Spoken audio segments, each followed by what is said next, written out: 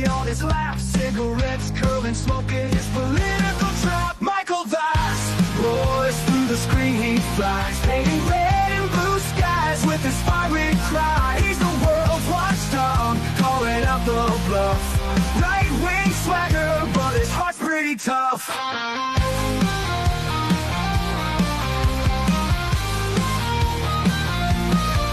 He's a Republican dragon with his truthful slight, fights the battles unseen in the shadows of the night. From policy to passion, he breaks it all down, giving a voice to the voiceless, wearing his crown. Caffeine-fueled mornings, the smoke curls dance, Fluffy at his feet, giving life one more chance. Through algorithms and bias, he cuts straight and clear. Michael's roar echoes in the hemisphere. Michael Vass roars through the screen, he flies, painting red and blue skies with his fiery cry. He's the world's watchdog, calling out the bluff. Right-wing swagger, but his heart's pretty tough.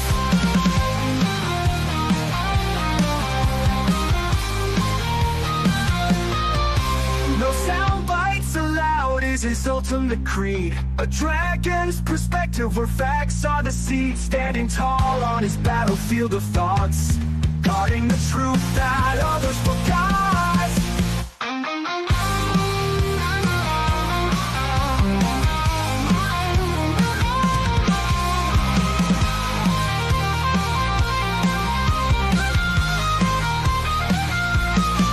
Michael Vass roars through the screen, he flies, painting red and blue skies with his fiery cry. He's the world's watchdog, calling out the bluff. Right-wing swagger, but his heart's pretty tough. Hello, everybody, and thank you for joining us. This is No Soundbites Allowed, and I am your host, Michael Voss, the political dragon, here in our offices in the Bronx, New York. And I'm happy to be here with you today. It is February 8th. It is 2:32. We are right on time on the program. I know a lot of people are getting ready for the Super Bowl, so I appreciate each and every one of you who are watching this live. For everyone else, I hope you enjoy seeing it in replay after the live show. But I don't plan to be on our normal length. I'm going to go a little bit shorter because I know everyone's getting ready for the Super Bowl. Let me also mention that you may have noticed last week I was in a great deal of pain. I still am. I am on medication right now. It's a pinched nerve in my shoulder, my back. And so it's been getting better, and we shouldn't have too much of a problem with the show today, but we will see. I will suffer through because the show must go on. My pain is immaterial to the news we're going to cover today. Now, for those who are new to the channel, let me say welcome and thank you for taking some time to check out my channel. The whole purpose is we do long-form political commentary because we believe the issues that we talk about, these are issues of free speech. And that is more important than anything else. It's a right that everyone in the world has to talk about the issues that affect each and every one of us from across the world. And whether your government agrees, whether or not the internet overlords agree, we will have these conversations because they are important. And we look forward to hearing your voice, whether it's on YouTube or Facebook or Twitter or any other platform, Rumble. We look forward to hearing all of your comments, and you can always reach us. As you can see, we'll go through the chat comments as they come in throughout the show. And after the show, you will be able to see links to every source that we bring up so that you can review it for yourself and come up with your own decision, because we believe you are a grown adult, you are intelligent, and you don't need to be spoon-fed how to feel about the issues that the mainstream media is trying to push upon you. That being said, we're going to go forward. Of course, it's always while I'm on the show that the arm goes like numb. What can you do? That being said, we're going to keep going. So obviously there's a Super Bowl today. I don't know. I haven't been following football since Kaepernick decided to kneel down. I think that was back in 2016 when we started to see a wave of athletes across America, whether it's in the NBA, football, anything else, where they were always kneeling. And that's an insult to Americans, the American anthem, for those who bled and died to give us the right to be able to have these games and to have these conversations. So I haven't been watching. I don't know who's playing in the Super Bowl this year. I don't really care. So that's my take on that. That being said, what is important are some of the big issues. Now, we're going to be talking a little bit, yes, about that Obama video. And I do have some thoughts on it. I want to share thoughts with you, and I will show you the video, not just the clip that's been running around the internet rampantly, but the full video so you have full context of what is going on. And we'll talk a little bit about that. I look forward to hearing your thoughts. And we'll talk a little bit about things that are happening across this nation. I do want to start off, though, talking about something that most Americans may not think is a big deal. It really is. And that is, of course, that in Japan, the Conservative Party, which is called the LDF in Japan, they are the main party, kind of like our Democrats and our Republicans. They're kind of the Conservative Party, and they won their election. They've been the majority party since World War II. The end of World War II. And the first female prime minister of Japan, her name is Sane Takaichi, if I'm pronouncing that properly. She was the first woman ever elected as prime minister. She's seen as somewhat of a forward thinker, yet she's still very conservative. And so she's not kind of like a Kamala Harris or a Hillary Clinton here in America. She's more of a Bush type of leader, a more conservative and traditional leader in Japan's politics. And she won a very, very big win, made a big gamble, decided to have elections. And unlike here in America, where we have elections every 4 years, in more parliamentary systems, you see that elections come up whenever the party in charge is in trouble or is in question. If they lose the popularity of the public, well, then they usually have an election. So their elections aren't scheduled like here in America. They happen on a regular basis as you have someone in power in their office, and they can lose power and lose their position at any point in their time in office. We saw that in England with, I forget her name now, and she was only in office for like 34 days, 37 days, and then she was kicked out to allow Rishi Sunak to take over. It's incredible. It's very different than here in the United States. But she has won, and she has won big.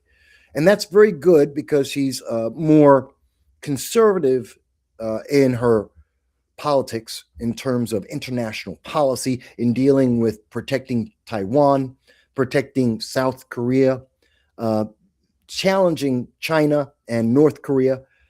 That's very big for the United States and our presence in Southeast Asia and our allies in Southeast Asia. And it definitely gives China a pause. And China, for its part, has done what we were fearing on this channel, what we fear China would do to the United States. China doesn't like Japan. They don't like their position on Taiwan, and they wanted to send a message to them. And they have tried to use rare earth metals, which are absolutely essential to quality of life, to the internet, AI, the future of business. And China had a stranglehold on that. And so they tried to restrict that from Japan, therefore destroying them economically, trying to attack their quality of life over the future. And Japan stayed strong and said, no, we're not going to give up. Now, that, of course, that's a fact because Donald Trump is moving forward in getting rare earth metals from Greenland. And because Japan is one of the stalwart allies of the Trump administration and America in general, then we're going to obviously make more deals with them in terms of the rare earth metals and Greenland to provide that to Japan so that they will not suffer and bow to the pressure from the Chinese Communist Party. They'll be able to continue to be an ally of the United States and a strong supporter of freedom and independence throughout all of Southeast Asia. This is a very big positive for the United States and our position and our future. And I don't think most of the mainstream media is going to convey that to the American public, nor is that something that's going to be covered by most of the American news media, because it's good news for the Trump administration. It's good news for conservatives and Republicans in America. It's good news for business in America. Therefore, it's not great news for Democrats, and therefore the mainstream news media is not going to talk about it very much. So I think we needed to talk a little bit about that. And just to mention that, and we give our congratulations to Sane Takaichi. By the way, folks, if you see me grimace at any point throughout the show, it's because of the pain that I'm in. It's not because of the news necessarily that I'm covering, just that I am in pain as we speak. So again, if you see me grimace from time to time, that's the reason why, most likely. That being said, there's other news, of course, as well that I want to go into on the international. We always like to talk about breaking news and international news on this program first and foremost whenever possible. And so this is a bit of breaking news as well as international news, and that is the Olympics. Now, I know it has not gotten a lot of attention here in the United States. The Winter Olympics isn't that big a deal in America for the most part. And this year is not unlike many years beforehand. But this year also has an added problem because we have members of the American Winter Olympics team that are coming out and they're trashing America. And that makes no sense to me. You're here to represent, you're going to international sports and to and the pride of your nation, and they're instead downplaying America, they're insulting America, they're assaulting the American people, and of course our president. That's not American pride. That's not a positive. And politics, really, the Winter Olympics, like all Olympics, is of course about international policy. It is about politics in an indirect manner, but this is definitely something that should not be part of the Olympics. Look, any member of the Olympic team has the right as an American citizen to make any comment that they would want. And I don't denounce their ability to say that they don't agree with the politics of Donald Trump or the Democrats or anyone else. They can make whatever statement they want about that. They have the right by the First Amendment. But there is something to be said about what is appropriate. They're bringing in hardcore direct politics into the Olympics. Is it really necessary? Is it something that's going to benefit anyone? No. Does that help in other nations denouncing the United States and make it harder for the United States to have various deals and dealings with international countries? Yes, they're actually hurting America by their protest in this manner.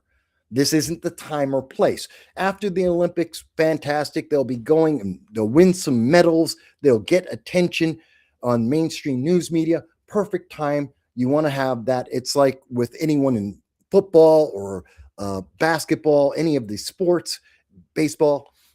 They can always have a press conference and the news media will cover them and will give them time to speak, especially if they're talking against the Republicans, MAGA, Donald Trump, the Trump administration, denouncing America. They'll easily get news coverage from all of the mainstream news media that hates all of those groups. Yes, the mainstream news media hates half of America.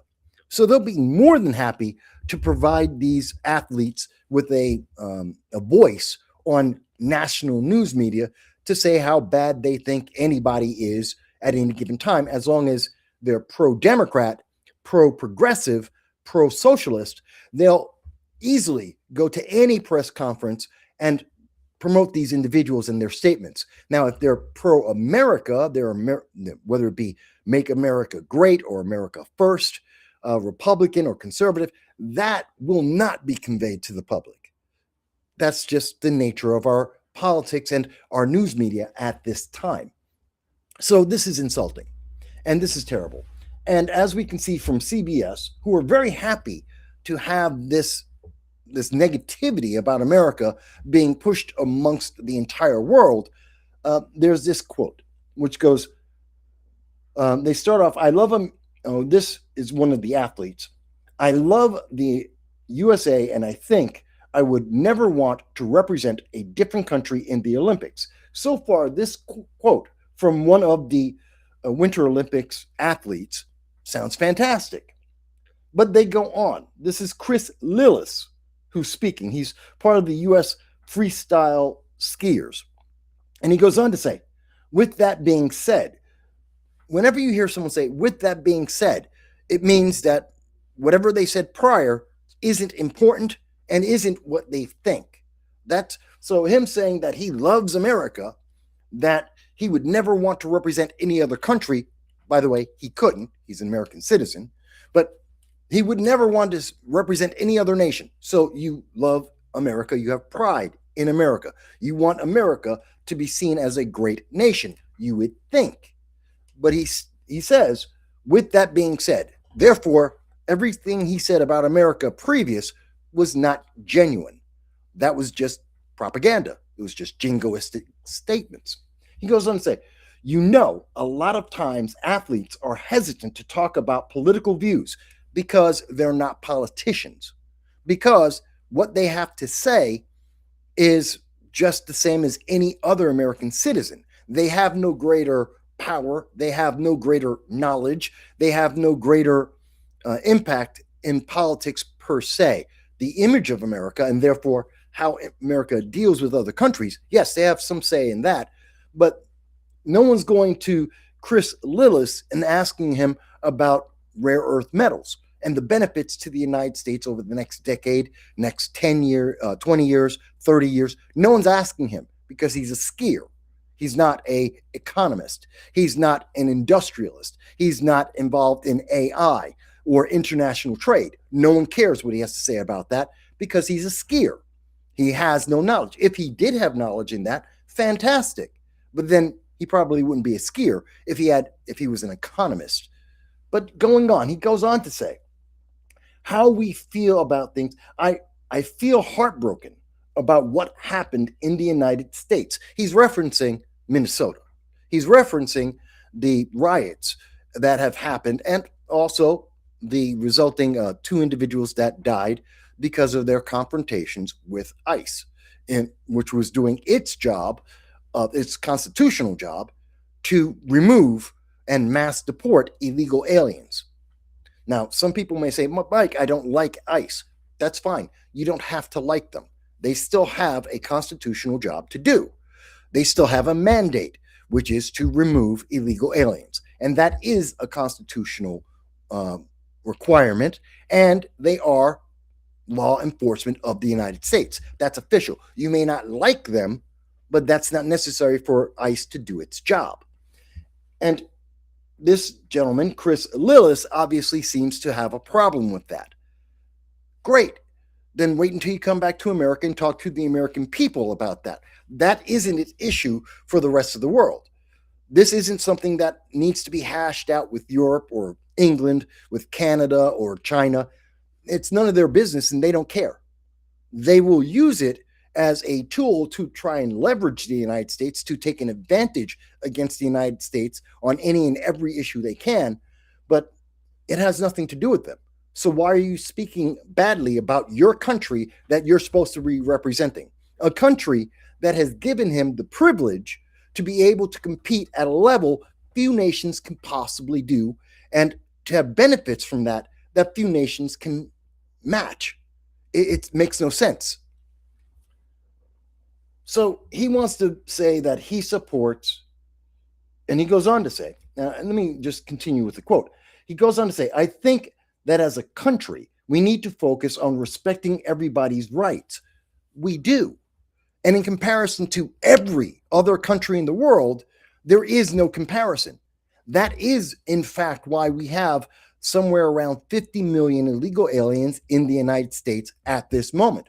It's part of the reason that whenever we have a weak president, someone like Biden and Harris in office, when there's Democrats having open borders in sanctuary states and cities, that we see millions, literally millions of illegal aliens entering the United States each year, and why there is at least a 2 million person backlog of legal migrants trying to enter the United States, not illegal aliens. There's over 10 million trying to come into the United States in a 4-year period, and that's the ones we know of. But there is 2 million people from around the world every year that are legally trying to come into the United States. Why? Because they have more freedom. Because America is a better country in terms of quality of life matched with the freedoms that we have. And no other nation provides that same match of personal freedom and personal quality of life, as well as a quality of life in the nation as a whole. But he's a skier. He doesn't know that. He doesn't pay attention to that because he doesn't deal with politics. He's not a politician. So he's talking out his buttocks because he doesn't know what he's talking about. He has a feeling, but he doesn't understand the consequences of his feelings, like many Democrats and socialists. He goes on to say, I think that this country, we need to focus on respecting everybody's rights and making sure that we are treating our citizens as well as anybody with love and respect. Well, wait a minute. We can love and respect why illegal aliens are entering into the United States. We can love and respect, or understand at the least, why they want to be a parasite on the United States. And let's be very clear. Every illegal alien is first and foremost a criminal. That's an absolute fact. Something that the left doesn't like to mention. Therefore, they call them undocumented. They call them migrants. They'll say everything except what legally is the correct term. Illegal aliens. They are criminals. That's first and foremost. And because they are criminals and they don't have any legitimate reason to be in the United States, they are a leech on the system. And as much as Democrats hate to admit it, they cost more money than they promote. Here in New York City, as well as in New York State, but just in New York City, illegal aliens coming into the New York, over 200,000 of them, cost $12 billion. Let me say that again. According to Zoran Mandami, a socialist, New York City is in a debt of $12 billion, and the majority of that is because of illegal aliens entering this state under the city, under the Biden-Harris administration, the no border, open border policies of progressives across this state and nation, as well as the push by people like Kathy Hochul and Zoran Mandami and many others, AOC amongst them, that said that, well, no, we will kick American citizens out of shelters, out of the emergency care for veterans and homeless, and instead we will direct that money that would go to American citizens in need, and we gave it to illegal aliens to put them in 3- and 4-star hotels, to provide them with credit cards so that they could have $13,000 to buy food and clothing in the United States, for the mere fact that they actually made it into the country, that they actually broke into our nation and they sucked out money. That cost $12 billion. That's insane. But yet we have a skier who says, no, you should be happy about that. You should be glad that because someone successfully committed a crime against the nation and is successfully drawing money away from American citizens in need, that you should be happy for those people. That's a good thing. I've never heard that before. Gee, you have a parasite. Aren't you lucky? Aren't you happy that people are leeching off of you, causing your citizens to die? And when I'm very specific, part of the reason why 16 people have died in New York City since the recent snowfall that we had, 10 inches of snow, 16 people died. Part of that is because of Zoran Mandami, who said, hey, it's perfectly fine. Mayor Mandami says that if you are homeless, you can and should be allowed to live under a bridge or in a park or on the streets. That resulted in part for his policy to leave them in the cold in the middle of winter in 8-degree or less temperatures, and 16 people froze to death. This is an anomaly. This is a number of people, of homeless, who have died that no other mayor has had, whether they've been Democrats or Republicans. We have never seen this many homeless people die. And that's because of Mondami's idea and the fact that we have underfunded and don't have the money for the shelters and the proper care for the homeless. It's very easy to say, hey, you know what? We don't have enough money. Let the homeless, veterans and families, leave them in the streets in the middle of winter with 10 inches of snow on the ground, 8-degree or less temperatures. You know what? Leave them out there because it's less expensive than to bring them into a warm shelter where we don't even have the space in the shelters. Why? Because we have illegal aliens that have taken up all of that space, because we've been spending all of our money on credit cards for those illegal aliens to be able to buy lunch and clothing that we cannot now use to help the homeless, veterans, and families that are in need. You can't do both at the same time. We just don't have the money for that. That's not possible. But yet, this skier, talk about a luxury niche job, something that's really only capable here in the United States because we have such a high quality of life, because we do take care of illegal aliens and our own people as much as we do, more than most countries do on any of those levels. And because of what we do and do well, he's saying, well, this nation isn't good enough because we're not matching up to his feelings.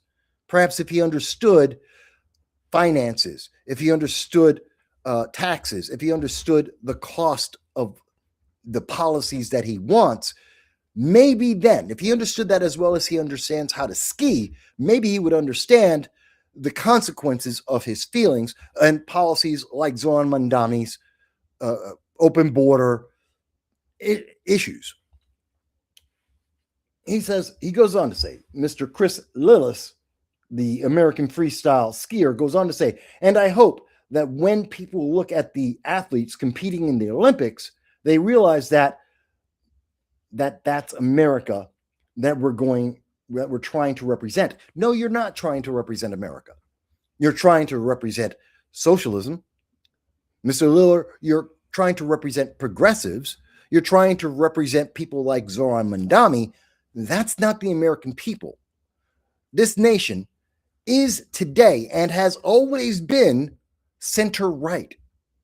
And I know there's many people on the left who will hate that idea. There are many people who've gone through the indoctrination of our colleges and our schools and are being pushed towards socialism, being pushed towards progressivism because they've been indoctrinated. They may not like this, but the overwhelming majority of Americans have always been center-right, not center-left, not far left. That's not what rules America. That hasn't been the nature of American politics ever. And it still won't be going forward as long as we have a nation to speak of, as long as we have the freedoms from the Constitution, or as stated, not even stated, as exemplified by the Constitution, the amendments, and our laws. As long as we have that, then we will have freedoms, and we're going to be center right, not center left. But that's my opinion on this, and I think it's important to speak about because right now we have this sick ideology, this sick perversion to think that you can be proud of America and yet you can directly denounce America, our government, our quality of life, the laws that make everything that we do and have possible, and yet still be in a hyper niche, hyper privileged occupation and be okay and think that makes sense. It doesn't. Not at all. I think it's insulting. And I'm glad that the Winter Olympics is not getting any popularity, that the American people have largely ignored what's happening there because of people like Chris Lillard. He's a horrible, horrible man in terms of his politics. I don't know him personally. He may be a beautiful soul, but I think what he has said is damaging to the American people. And this Winter Olympics can't go away fast enough. I don't know if Americans have been winning or losing any of it. I don't care. I don't want to find out. I am upset, and I think we all should be. If you think I'm wrong, tell me why. If you think I'm wrong about anything that we speak about, just because I'm black, just because I'm older, doesn't mean you can't speak. Unlike a leftist progressive channel, I'm open to hearing other voices. I'm open to hearing people say, well, Mike, I don't quite agree. I'd like to hear the argument to say, well, Mike, you don't understand. And it's more important to take care of illegal aliens who broke our laws and forced themselves upon the American people to take care of them rather than take care of our own people, especially in extreme situations like a winter with a snowstorm of 10 inches of snow and with wind chill minus single digit, sometimes double digit temperatures. Please explain to me how that's an equivalent. That's a good thing, because I don't see it. I do not see it. Okay. So that's two of these stories. Hang on one second. Oh, God. Yes, I am in pain. Okay. Let me move on to something else I think that's also very important. Let's talk about, and I'm going to go right into, oh, wait a minute. We got a comment here. Let me make sure I get that first. And so the comment, as we see here, is from Kaiwan. There it is. Kaiwan Calendar says, Socialists don't debate. They excuse to debate. They don't debate because they don't own debate. That reason only robs rules for order them. Okay, so he's against socialism. Kaiwan is saying he doesn't believe that socialists want to debate, and they don't have reasons that will stand up in a debate. So that's why they try and cheat the rules. Okay, I can see that.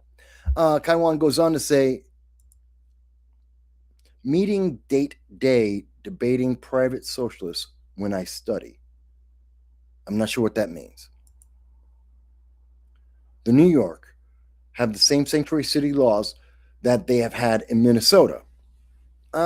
Yes, New York is a sanctuary state, and New York City is a sanctuary city within the sanctuary state. By the way, those are all violations of law. That is criminal. That is a violation of our Constitution and our laws. And the most effective answer that can come from the federal government is to cut off completely every sanctuary city, every sanctuary state. And I do stand by the thought that every sanctuary city, every sanctuary state should lose its federal funding. And that means all federal funding. That means Social Security. That means government aid of any and every sort should not go to any institution of New York State, California, Illinois, Oregon, any of the bluer than blue states that are sanctuaries violating our laws. They should get nothing from the federal government. Some may find that to be harsh. I think it's appropriate. But, you can tell me, folks. I'm open to hearing what you think about this. So let me go back. And again, thank you for the comment. I'm happy to hear your voices out there. So I want to address what's the talking point of the last day or two. It's going to be the talking point over the weekend, and you will hear this again as we approach the 2026 midterm elections. You're going to hear a lot about this. The whole thing about, oh my God, did you see what Donald Trump did? Donald Trump is a racist. Republicans are a racist. MAGA is racist.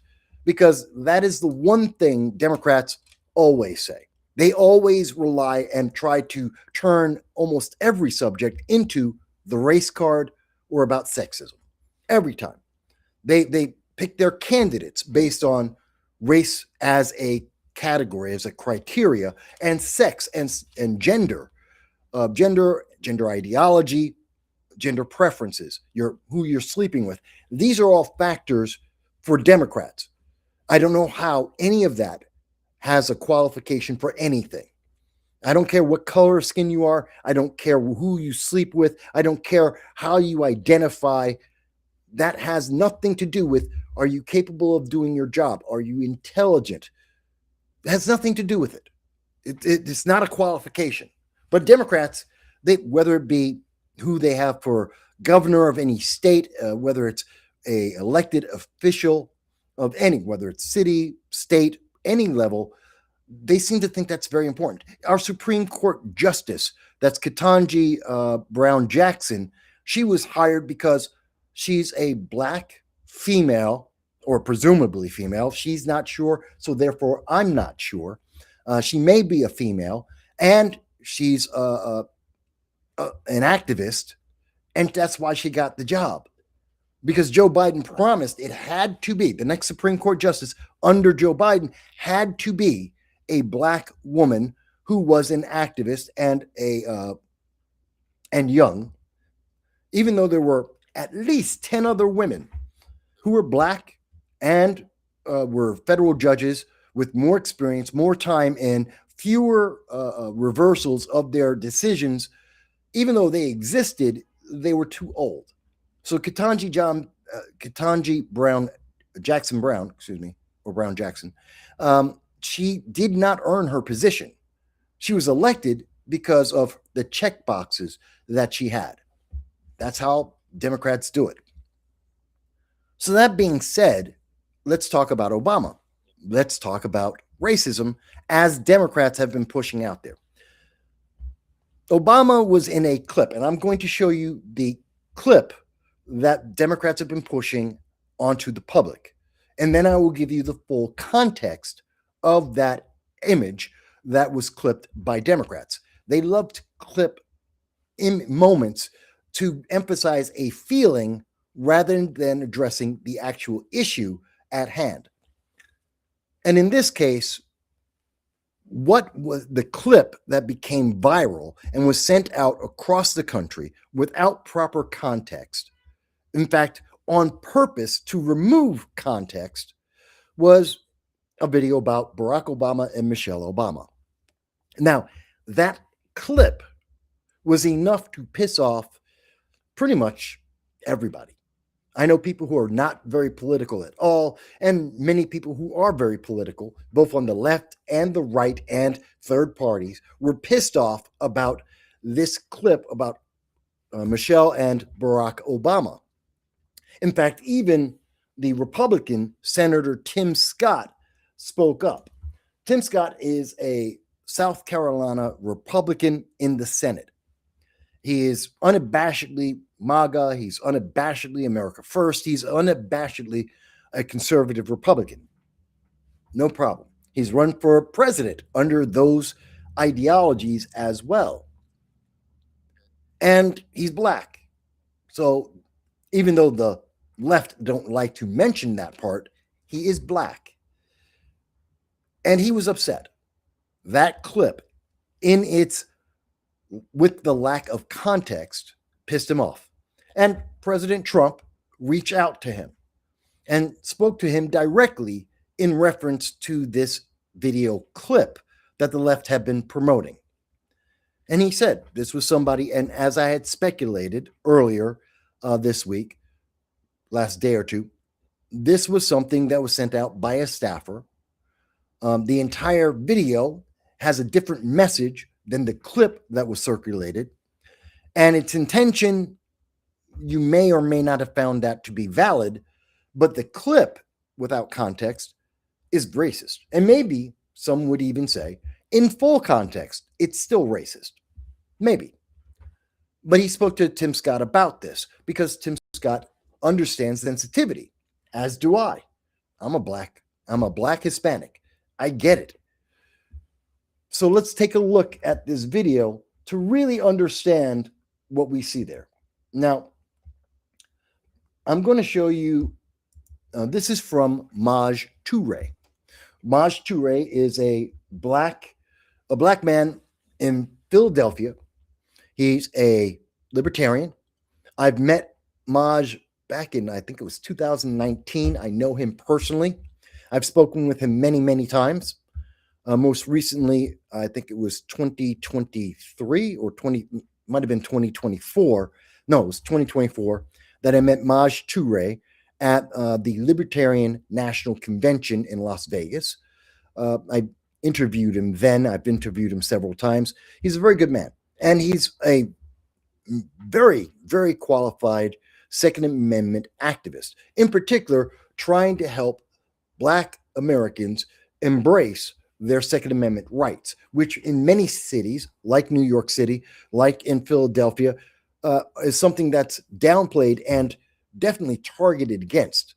It is very difficult to be a person of color in many of the bluer than blue cities across this country and to own a firearm, even though it is a constitutional right that shall not be infringed. And Maj Toure speaks about that better on his own than I can possibly convey his point of view.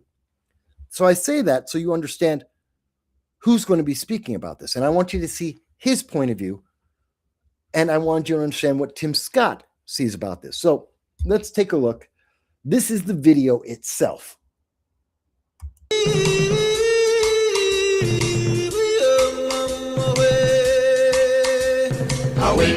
Okay, so what you saw, this is the first 5 seconds.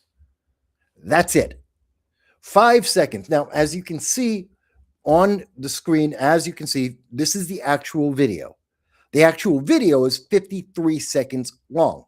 So 1/10 of the entire video and its message are on the screen. This is what's being sent around by Democrats to everyone they can, saying this is absolutely racist without any other context.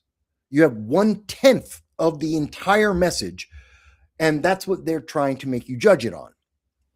And as you can see, they have both the Obamas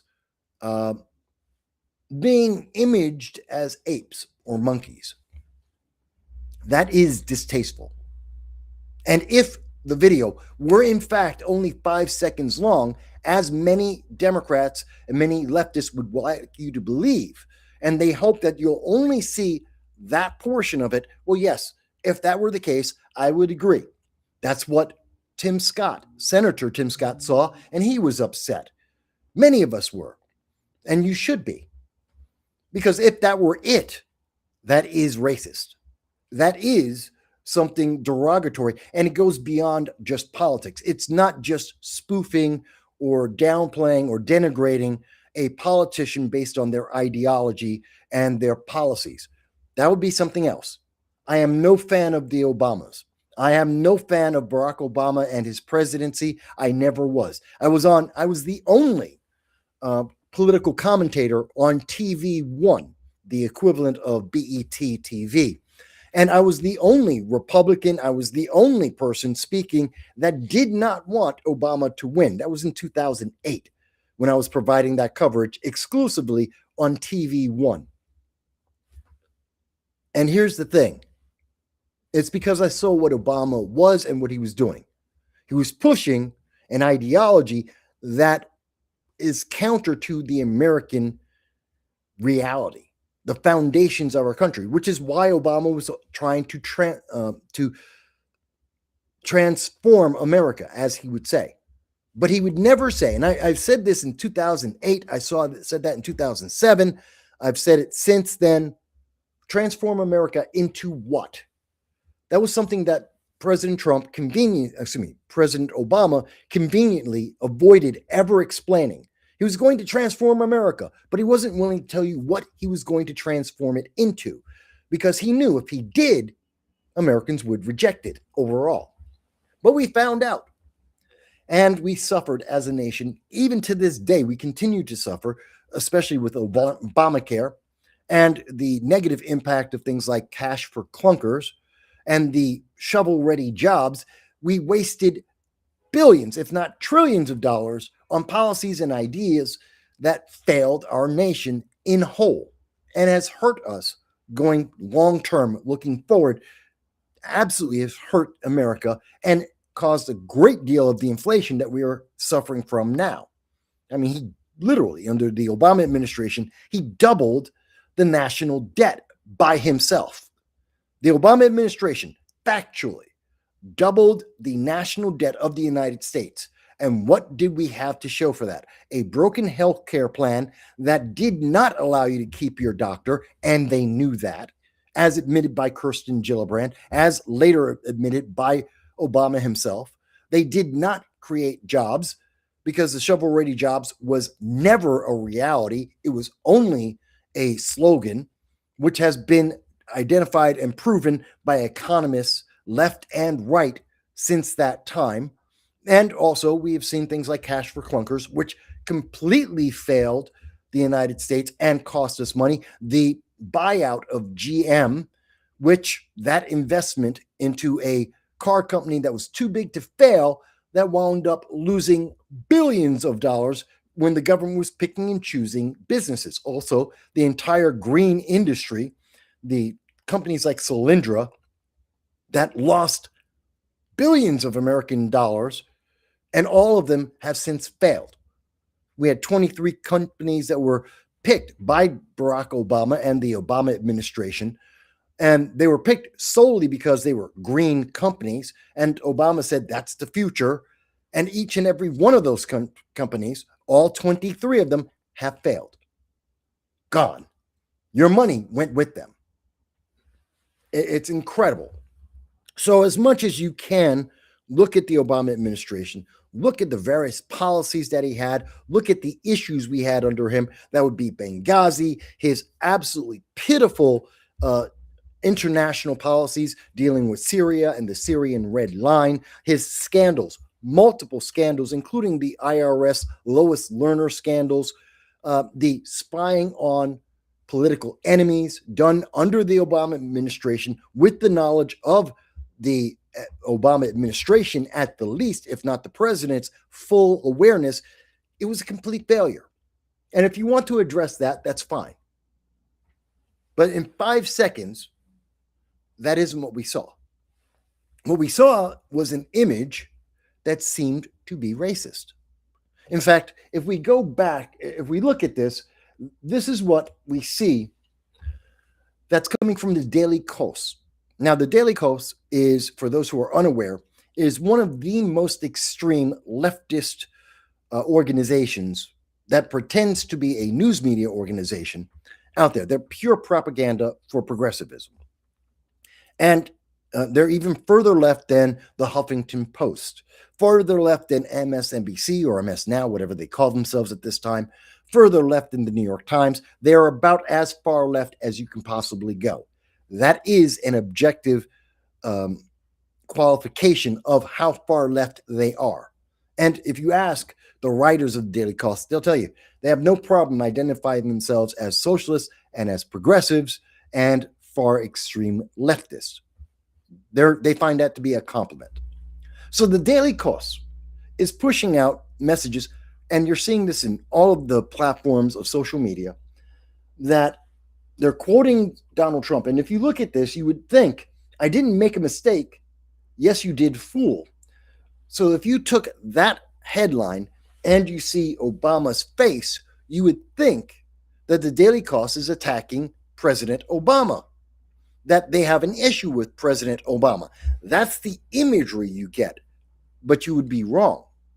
This was a means to draw in leftists and centrists, third parties, to get them to look at this article. The article goes, you insulted a president who is far more popular than you will ever be, and his wife too. Really? You did that. Was that necessary? Now, I don't know if that's a comment from D'Artagnan, whomever that is. I don't know if that's his statement or if that's the sub-headline, the thesis statement of the article. It's unclear. So You can see in this, they're talking about Donald Trump. They go on to quote an article by Erica L. Green, Isabella Kwai, and Zolan Cano Youngs from the New York Times. And they quote, President Trump posted a blatantly racist video clip. It isn't a video clip. It is a full video. President Trump did not upload a 5-second video. He uploaded a 53-second video. It's not a video clip. Democrats have been pushing around a video clip of that original 53-second video. So already we see a bias and a lie being told to the American people. They go on to say, portraying former President Barack Obama and the former First Lady Michelle Obama as apes, but he insisted he had nothing to apologize for, even after he deleted the video following an outcry. Well, let's be fair. The 5-second video is insulting, and if that were all it were, then yes, that would be absolutely racist. But in the 53-second video, which I will show you in its completeness in just a moment, not necessarily. It isn't meant to, I don't know if it's meant to be racist, and you can see how it's meant to be political. It is a political commentary, and you can call it an attack video. You can call it a denouncing of the left in whole and in part, and denouncing leftist ideology. You can make that argument, and it would be accurate, but they're not trying to push that message forward at the Daily Kos or on the New York Times.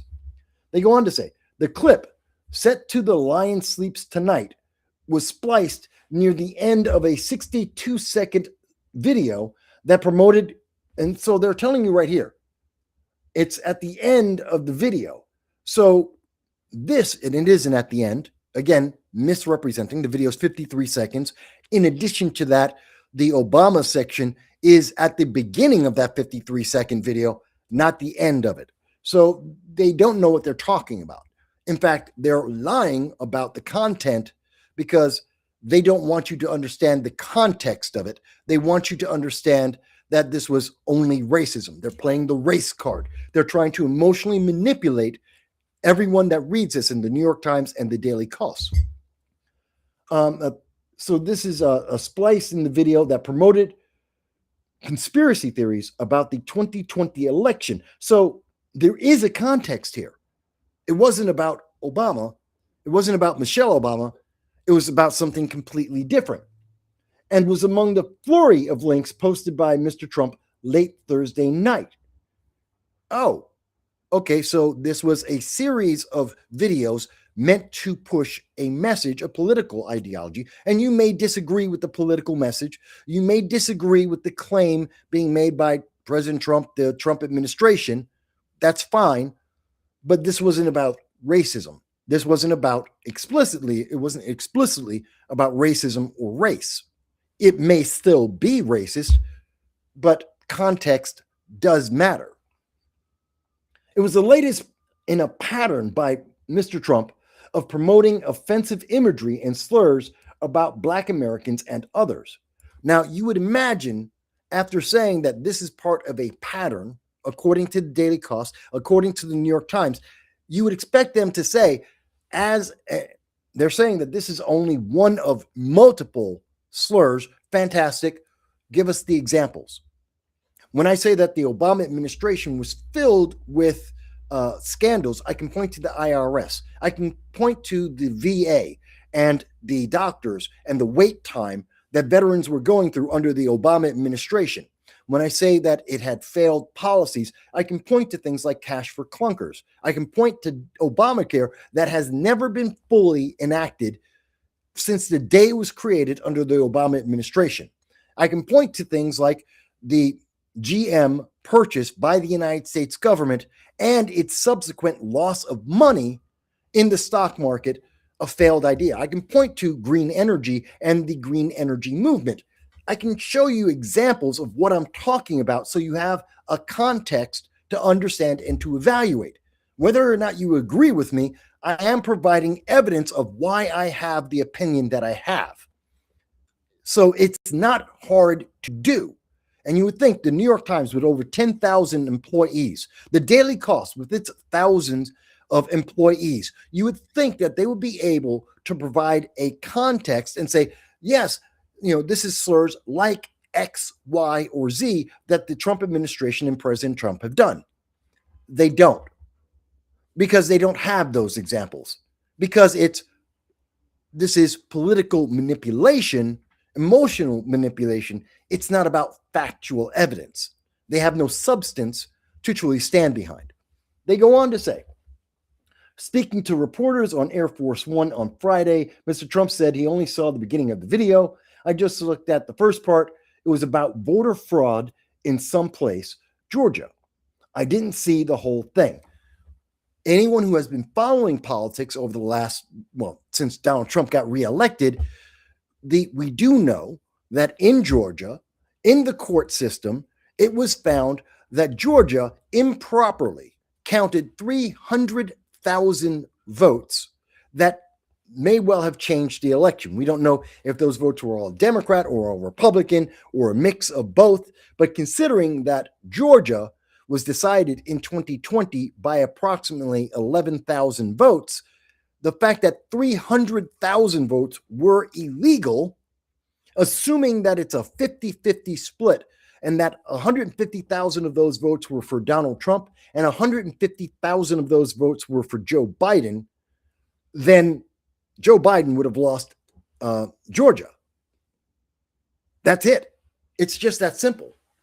The math is very clear. And the case law, this was in court, it is very clear that they in fact changed the law to say that if we were ever to see invalid votes like this again, these were mail-in votes that were counted improperly because they were not completely filled out. They were not legally.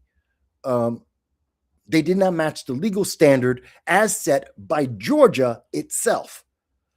This was illegal votes. It changes the election. So Donald Trump is correct. And the news media have basically glossed over that case law, that fact. So when Republicans, conservatives, Donald Trump, people in the center, when they say, oh, the 2020 election is in dispute, it's because of the case that was decided in 2025, where the state of Georgia admits there were 300,000 votes that should not have been counted. And because it's 300,000 votes versus the 11,000 that made the decision, no matter how you would like to do the math, those votes mean the election was not correct. It is, you do the math any way you want to, with any percentage that you want to shift to, whether it's to Trump or to Biden, and Joe Biden loses. He loses Georgia. Means he loses the 2020 election. That's just the math. And that is the court case. And that is a fact that you don't see the New York Times disputing. They don't want to argue that. They don't want to speak about it. The Daily Cost does not want to address this. Again, I'm giving you evidence. I'm giving you the information. They will not. They will tell you the feeling. They will tell you, don't believe it. It's not substantive. Just ignore it. But they won't give you the reason why you should. We know there was the court case in Georgia. We know that the Democrats lost it. We know that those votes were illegal. They don't want to address that. That's substantive, so they don't want to have that conversation. They would rather leave the American people in the dark, not understanding the truth. That's important. So Donald Trump says it's about that case that was decided in the courts, that Georgia itself admitted was illegal. Okay. Again, the New York Times goes on to quote, he then tried to deflect blame, suggesting he had given the link to someone else to post. I gave it to the people. Generally, they look at the whole thing, but I guess someone didn't. Okay. That's not unusual. By the way, for those who are unaware, in my 20 years of doing political commentary, I have spoken to, I don't know, dozens of Democrats, Republicans, conservatives, many elected and candidates for elected office. It is common, absolutely routine and regular, that whether a candidate or whether they are an elected official, that the communication teams for that individual are handled by an entire team. So when you see a tweet from a candidate and or an elected official, 9 out of 10 times, the actual person didn't write that. Their communications team wrote that tweet, wrote that comment for social media. It's not the actual person. It's just like if you send an email to your senator or to your congressman, they're not getting that email directly. They don't get to see that. What they're going to have is their communications team will, in fact, get that email, and then they will go through that team to answer your comment. That's true whether you're a Democrat, a Republican, Libertarian, I don't care what party you're in. That is the norm, and that is the fact. And if you don't believe me, ask a question of Schumer, ask a question of Gillibrand, of AOC, of Pelosi. You can ask any politician you wish in any elected office, and they will tell you, no, that's why I have a team. There's too many emails for any one person to get. And if it is an extreme case, if it is something that stands out from the others, or they wish to make an example of a common claim or question, then a letter may be elevated to that elected official or to that candidate to represent the full body of voices that are speaking to them, or that extreme example that they want to highlight. But they don't see they don't get the communications. They do not. And that's just a fact. It's not Republican. It's not conservative. It's not just Libertarian. It's not just Democrat. Everyone in politics deals with that. That is the fact. So when Donald Trump says this was something given to his people in his communications team to identify and to either post or not post, then I believe him, because that's the normal process. So the New York Times goes on to say, still, Mr. Trump offered no contrition when pressed. He said, quote, "No, I didn't make a mistake." Now we're back to the Daily Kos, and they're commenting. Basically, they just stole an entire quote from the New York Times to give themselves credibility and just said, yeah, you did. The post was up for 12 hours. Okay, so he says that Donald Trump did make a mistake. Donald Trump doesn't think so. He gave it to his team. The team made the mistake. Now, ultimately, as the elected official, and since it is his account, then yes, he does have culpability. I will not deny that. Donald Trump is responsible for every comment made on social media under his name on his official account. Absolutely. Whether he, in fact, made the comment or the post or one of his staff did it, it doesn't matter. It's under his name. So he is responsible for what content is there, but at the same time, he didn't necessarily do it. And in this case, he has deniability that he didn't do it, but it is still under his name. So there's the two sides of that. And he's saying it was up for 12 hours. If Donald Trump, based on what he knew of the video in his first review, said, well, this makes sense. This is about an election and talking about Georgia and the case that confirmed his belief that the 2020 election was suspect, then why wouldn't he put that out there? It's for his team to then double check, review it, and also understand whether or not this would be radical or somehow provocative negatively on his campaign. That's what he gets. That's why he pays that communications team. That's what they're there for, to understand the politics and the ripple effect of any comment that's made. So it doesn't matter if it was up for 12 hours. If we're talking about in context, it's about an election, then it doesn't matter if it was up for 12 hours or whether it was up for 12 days or if it was up for 12 years. The context is the election and election security, election, the confirmation of our elections, the privacy of our elections, the primacy of our elections. So it doesn't matter. But this guy's saying, well, it was up for 12 hours. That just proves you were a racist. Why? Why does that prove that?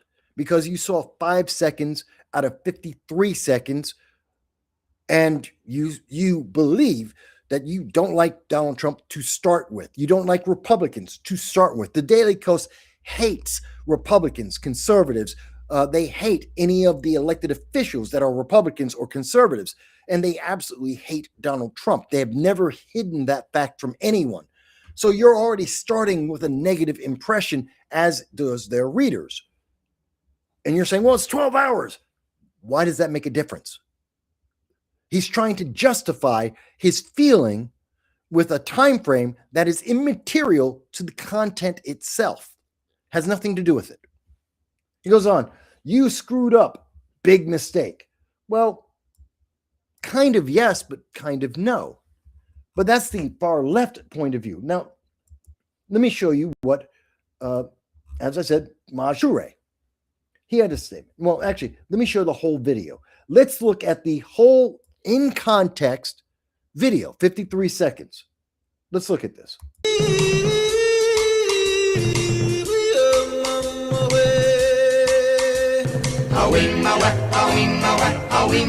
Okay, let me stop right there. So it went from a commentary a la the Lion King and also this song.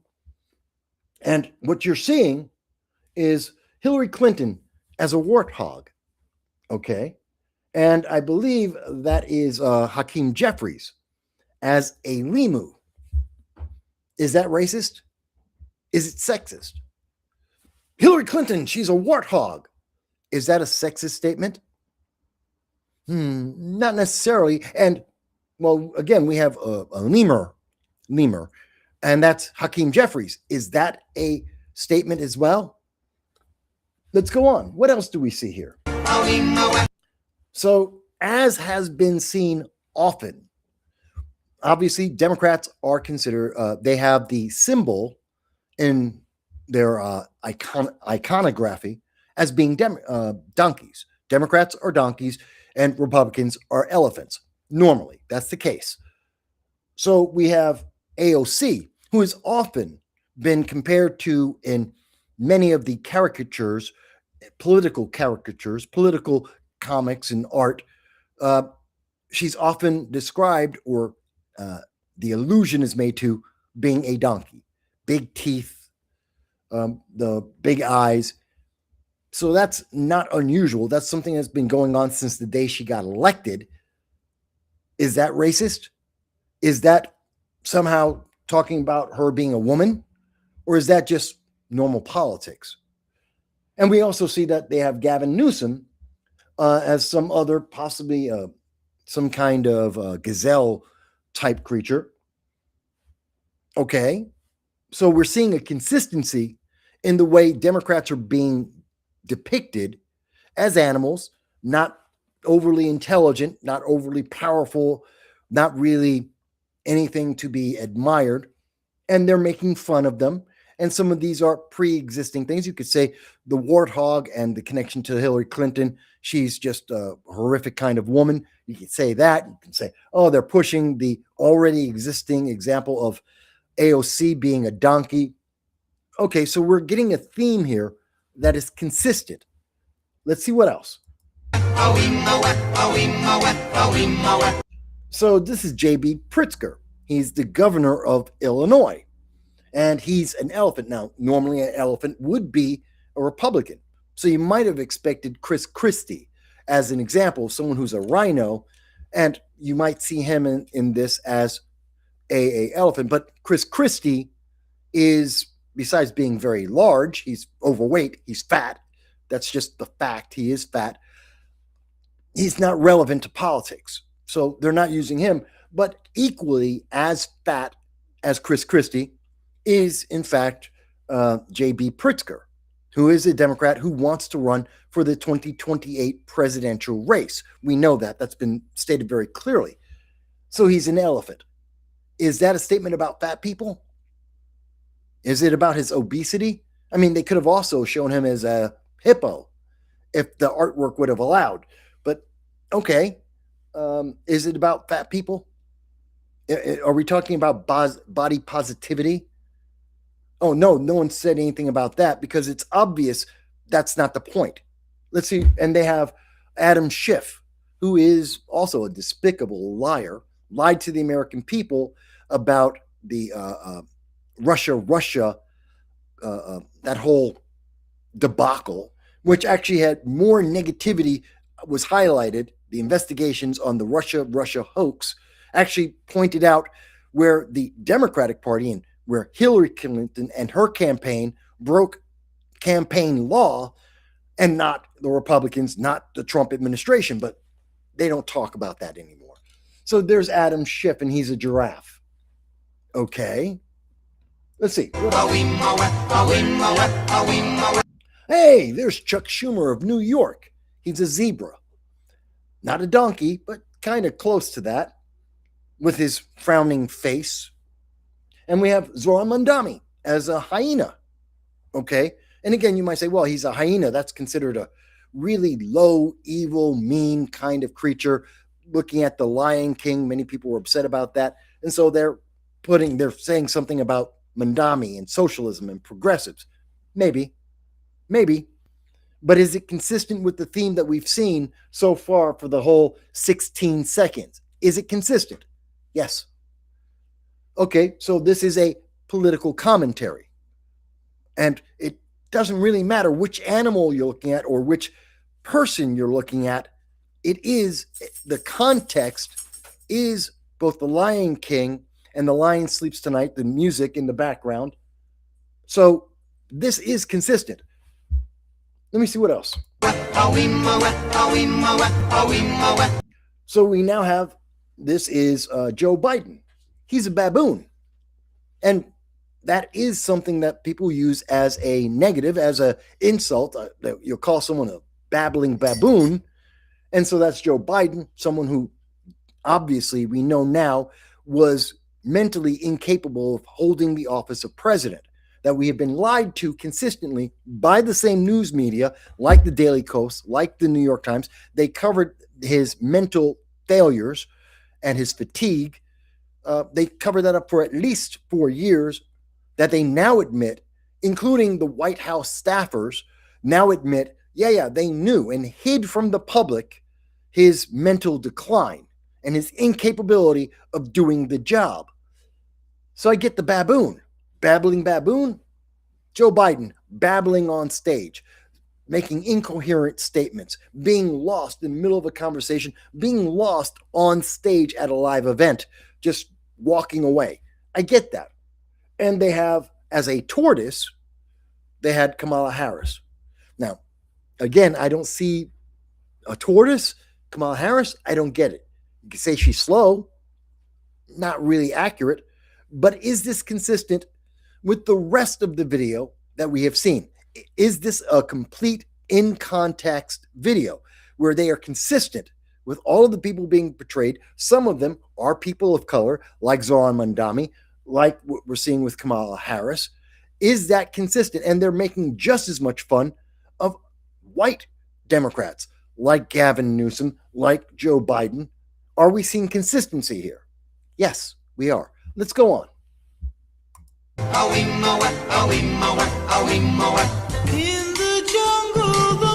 So again, he's a lemur. Is that racist? You can tell me, Mike, yeah, that is racist, or maybe it's not. But his he being a lemur singing part of this song, is that racist? If the answer is no, and especially when you see the full context of the video, no, it's not racist.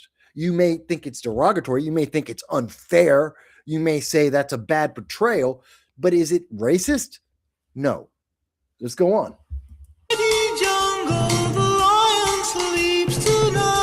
Now we see the opposite side of the caricatures we've seen so far. And this is also a caricature of Donald Trump. He sees himself as a lion. He's above the other animals. They are lower on the scale. This is from The Lion King. This is often the imagery that we see of lions, whether it's from astrology or mythology with the hurdles of the trials of Hercules. Lions are considered regal animals. They are the top of the food chain. In many of mythology and ideology, we see that all the time. And so he's depicting Donald Trump. Is that consistent with the caricature of the entire video? Yes. Is it consistent with the song? Yes. Is this a complete message? Again, I'm not asking you to like it. I'm asking you, is it consistent? Does it make sense? That is the thing I'm speaking about. I'm not asking you, do you like it? I'm not saying that you have to agree with the message. I'm asking you, do you understand it? Because context matters. And again, Donald Trump is being caricatured as much as any other politician being shown, although he is shown as superior to everyone else and all the other animals that are being presented. Okay, let's go on. I know this is I'm going to get hit on this video because I've got this music track in there, but I'm going to keep the music track. Now, this is Olivia Juliana. A lot of people may not be familiar with her. She is a political activist. She got $21 million from the Democrat Party to promote the Democrat ideology, the liberal progressive ideology, to white men. Because Democrats don't have white men. They've abandoned that party. The Democratic Party has been abandoned by white men in particular, and men in general have basically run away from them. And this is causing them to lose elections or to do poorly in elections. Olivia Juliana is an activist who is queer and fat and not the most attractive woman you've ever seen. That's just my opinion. You may think she's a beauty queen. I don't. You may think that her, body positivity, she has a perfect body for herself. I don't agree with it. I don't think it's healthy. I don't think it's attractive. That's me. But she wouldn't care because she's queer. She's not interested in me. That's okay because I'm not interested in her. And her job to attract and to motivate men to be involved with the Democratic Party failed. It's an abject, documented failure. She got fired. $21 million. She achieved nothing, and she was a mockery. She was mocked because she failed completely and absolutely. You may not like that, but it's the truth. So, okay, and they're having her as a pig. Okay, fair enough. Is it consistent? Yes. Is it attractive? Does that make it sexist? No. In context, no. Just like with Hillary Clinton as a warthog. Is that in context? Is that a sexist imagery? No. You may not like it. You may not agree with it, but it's not sexist. Okay, let's go on.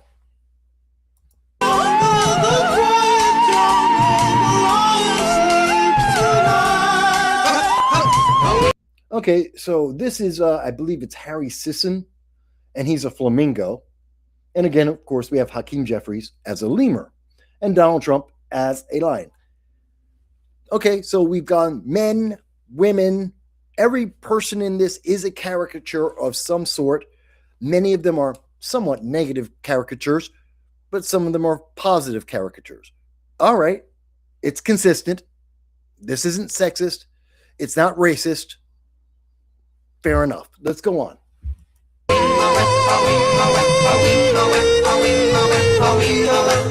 And now we have Sisson again as a flamingo. And there we go. We do have a hippo. Again, you might have thought they would have gone with J.B. Pritzker as the hippo since he's fat, but they didn't. They instead went with Whoopi Goldberg. Don't have a whole lot of animals to go with on this, but okay, I can get why they would describe her as a hippo. But wouldn't you think if this was about racism, wouldn't Whoopi Goldberg be some kind of primate, she'd be a monkey or an ape or something like that? Wouldn't she also be depicted in that manner? She's not. A hippo has nothing to do with an ape. And again, this is every one of the people they're highlighting here is an animal in the jungle in Africa of some sort. That's consistent. And so she's a hippo. Is that about Whoopi's weight? Maybe. Is it consistent with the theme we've seen about all of these individuals that have been shown? Yes. In context, is this trying to say everyone is some kind of racist? Like Gavin Newsom being a gazelle is somehow racist? No. That Adam Schiff being a giraffe is racist? No. It's not complimentary. Then again, it isn't meant to be, but it's not racist. And you would think, again, if the Obamas was meant to be nothing but racist, why isn't it racist for Hillary Clinton? It isn't for Olivia Giuliana, for Whoopi Goldberg. Why aren't they racist too in the same manner? Because they're not. That's objective fact. Let's go on. Okay, so now we have basically all the animals that they could fit into the screen. It's kind of difficult to get anyone else on there based on the shape and what they're trying to get. And you'll see that they all bow down. Okay, so these animals, regardless of which animal it is, some of them are popular with people. There are people who like hyenas. There's people who love flamingos. We know Democrats love being the donkey. That is their party symbol. You have, again, zebras and warthogs. Okay, get it. All of them are there. They are all secondary to Donald Trump as a lion. Consistent.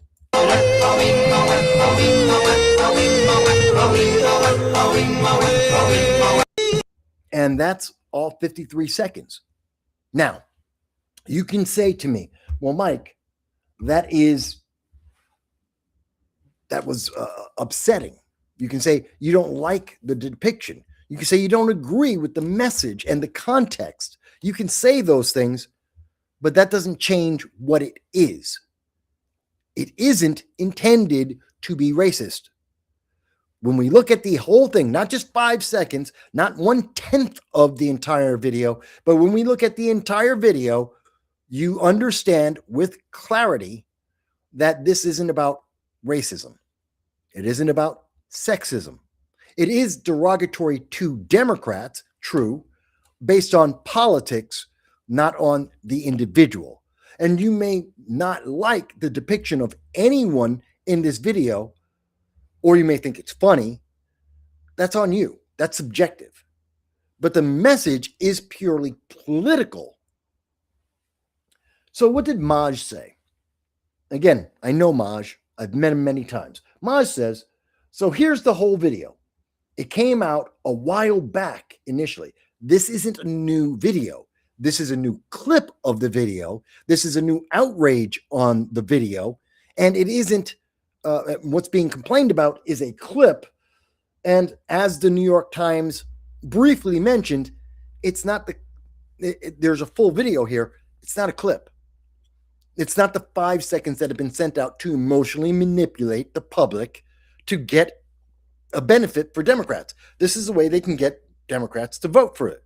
See, Republicans, MAGA, they're all just racist. Vote Democrat. Except now when you see it in full context, well, it's not about racism. Maj goes on to say, this administration does goofy stuff that has nothing to do with improving Americans' quality of life. Maj is correct. That is true. They do waste time on social media doing things that are goofy, quirky, insulting, derogatory. They waste a lot of time on this kind of stuff. And they get a lot of views from this with people who find it amusing and they agree with it, as well as people who find it derogatory and they disagree with it. So it's a way of getting messages out to make fun of people. Okay, is Maj wrong? Is it a waste of time? You could say that, yeah. We have bigger issues in America, dealing with Iran, trying to finalize the deal in Greenland, addressing the issues with Venezuela, trying to think of the name, Venezuela, dealing with Minnesota and the issues there with ICE and mass deportations that Donald Trump was elected to do, that the American people still support. And as we're going to discuss later today, talking about the SAVE Act, which is about voter ID and election security. These are all that we're going to be talking about. You may or may not agree with the way all of these ideas are being presented, or they are not being presented by the Trump administration communications, and in particular his social media. Okay, you can make that argument, and I think it's a fair one.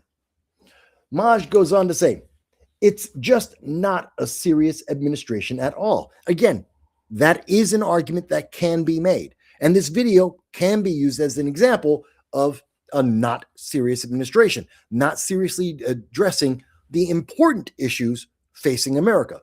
That can be made. Maj has a good point there. Maj goes on to say, Virginia is turning into, or potentially is, a battleground state now. But this dude, or one of his staff, is reposting worthless crap to his page. So again, Maj did what the New York Times would not do. He provides evidence of what he's talking about what he believes is a bigger priority for America and how that priority is not being addressed by some of the actions of the Trump communications team. Fair enough. And he mentions that this is possibly the responsibility of either Donald Trump or, quite credibly, could be his communications team, because Maj Toure understands, like everyone involved in politics, that this wasn't necessarily Donald Trump who did this, even though it was on Donald Trump's social media. He has a communications team that puts out 90% of all the comments are coming from them and not Donald Trump. Okay. Again, he's not excluding Donald Trump from liability or culpability, but he is saying that it's either or, which still amounts to, at the end of the day, still under Trump. But that doesn't mean it's racist. Doesn't mean it's sexist. Doesn't mean you have to agree with it or disagree with it, but it's not the emotional manipulation the Democrats are putting out. Let's go on. He goes on to say, go do some actual work instead of playing on social media, which is a fair argument to make and a fair conclusion to come to. This isn't the most important thing facing America. This isn't about racism. This isn't about sexism. This isn't about the derogatory manner in which Democrats are being shown and the superior position being shown for Donald Trump. That's not really the issue that we should be talking about. And it can credibly be said what we should be talking about is whether or not this is important for America at this time, with all the issues I mentioned and so many more we've covered for the last 20 years. Is this what we should be wasting our time talking about? He makes a great point. Now, he asks you, unlike what we saw with the Daily Kos or even the New York Times, he asks you, do you think it was harsh? Do you think you disagree with the message of the video and or Maj Toure's take on this? Do you agree with Maj Toure and or the video in full context? See, I like that because he says, let's discuss. He's open to conversation, just as I am, and I do see a bunch of the comments. I will be going through them in just a moment. But again, there is more to this than the 5 seconds and the emotional manipulation being pushed by the mainstream news media and also social media. They want to have an emotional manipulation. They want you to vote Democrat, and they're going to use anything they can to get that there. They will be dishonest, and it is dishonest to say that the 5 seconds at the beginning of this is the entire message, and or to ignore that there was anything else beyond those 5 seconds.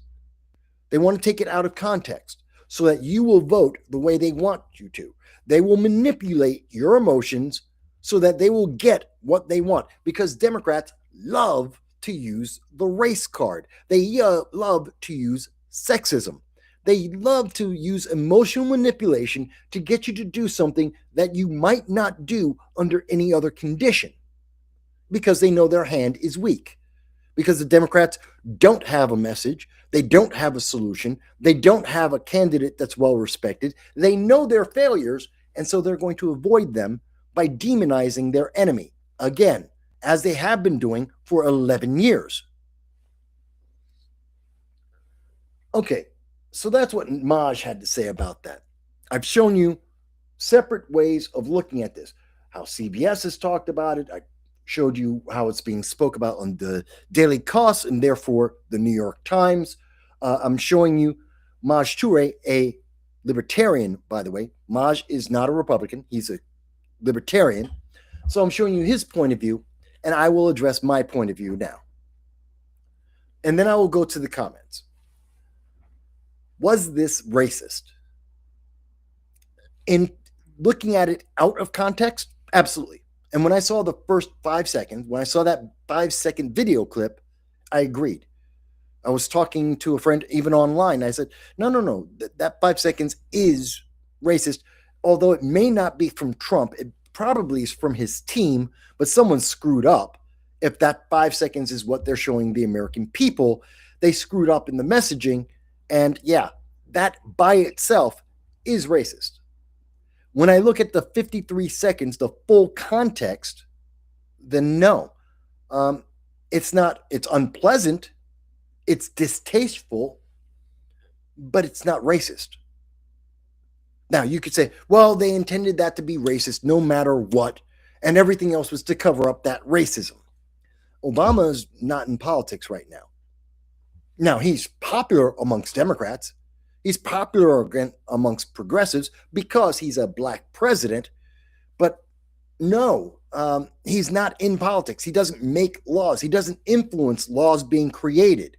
He does, you can say, Obama and Michelle Obama, do they influence people's feelings if they lean left or if they are part of the left or the far left? Yes, they do influence that part of the public, but they don't make laws. Obama is not a politician anymore. He's a former politician who still has some influence for publicity, but that's about it. And the video isn't about him. That 5 seconds out of 53, it's not significant. And it's not the feature. And it's not different than the caricatures given to every other politician in that video, everyone involved in politics.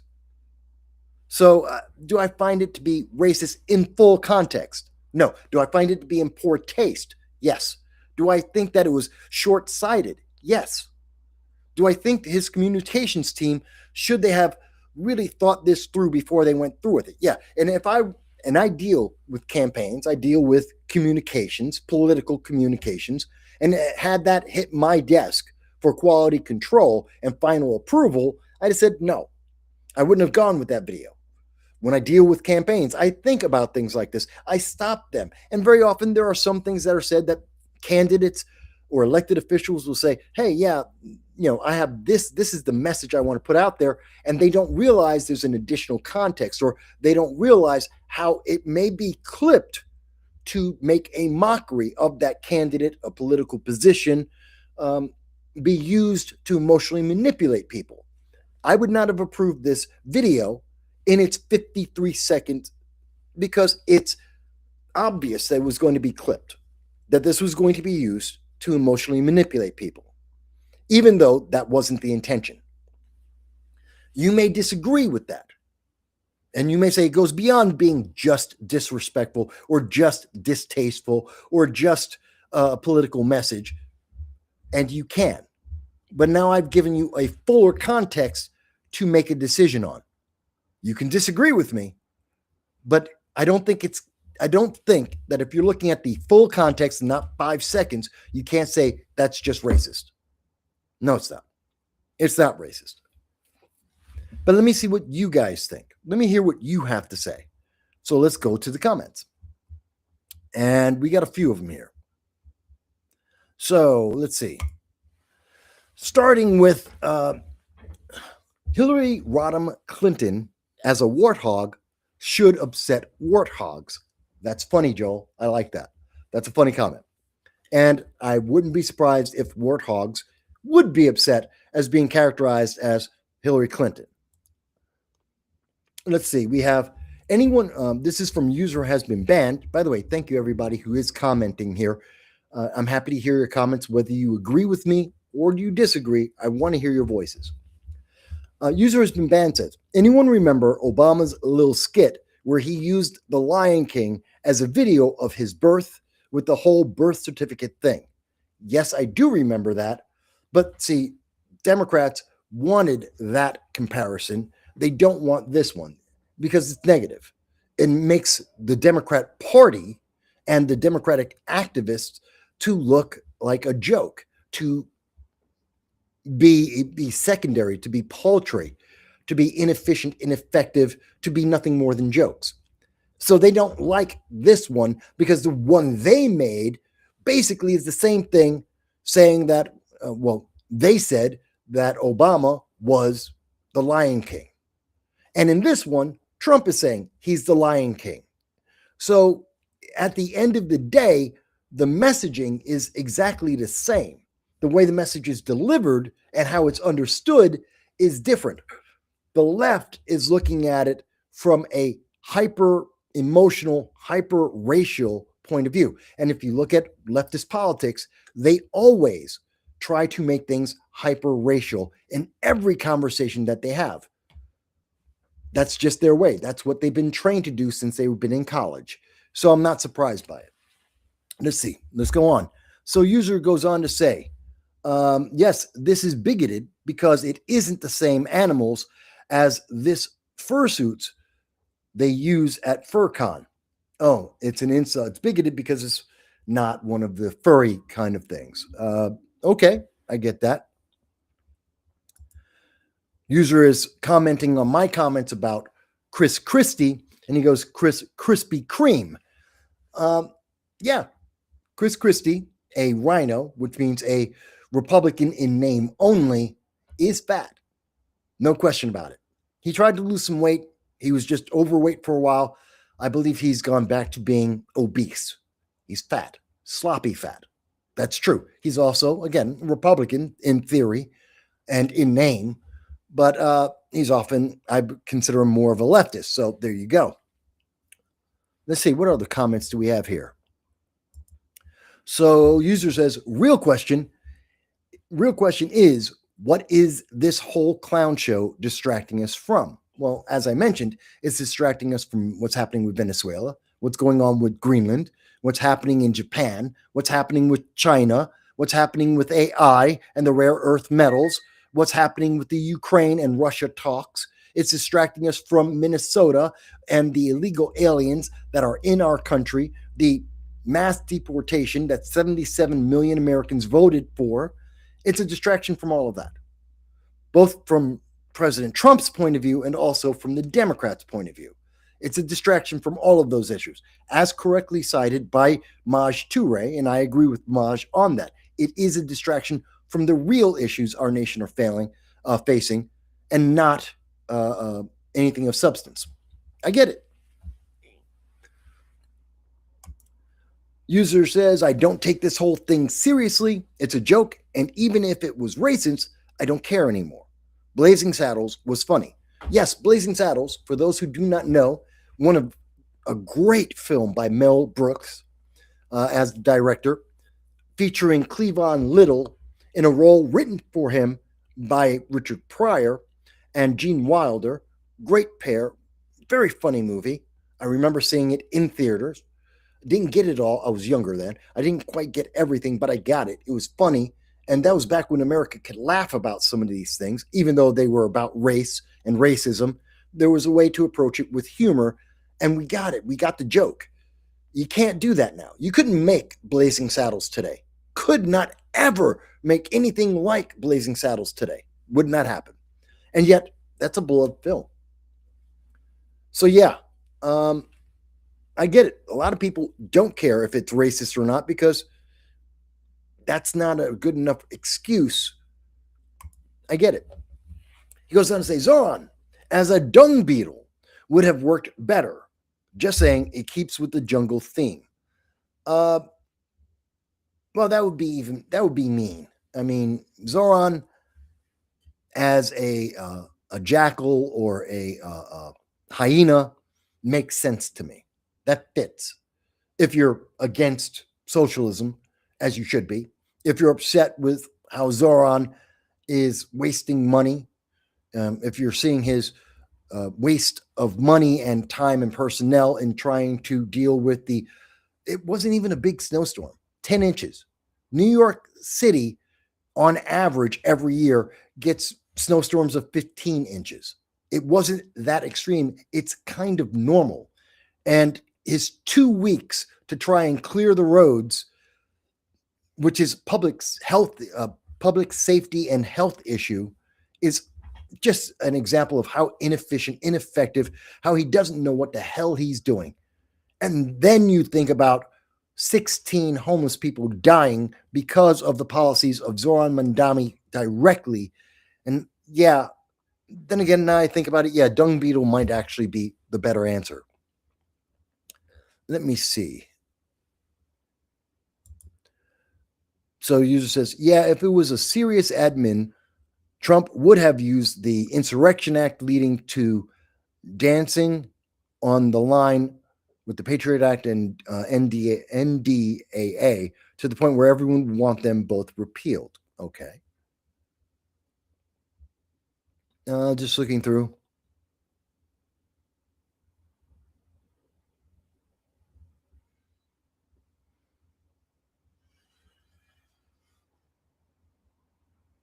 Let's see.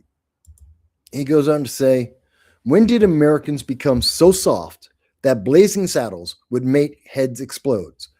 We've had, since Blazing Saddles, we've had, 4 decades of indoctrination in our colleges and now also in our high schools, trying to make everything about race. Everything is about intersectionality. It's about gender, it's about race, it's about sexuality, and all of that is supposedly in favor of the Democrats. That the more that you make everything a implied sexism, racism, discrimination, everything is subliminal. It's racist and sexist and a microaggression, if not a macroaggression, no matter what you do. You're always the victim unless you happen to be white, and then you happen to be the oppressor, no matter what you do, no matter what your intentions are, no matter what the outcome is. And we've had 4 decades of drilling this into the minds of our kids. And to think that young kids, the youth, are smarter than the adults. I mean, one of the first programs to push that message was in the 1980s. And that was I think it was Monica or Mariah, some show with that kind of name. It was on the Channel 9, the UPN network, and which was the predecessor to the CW network.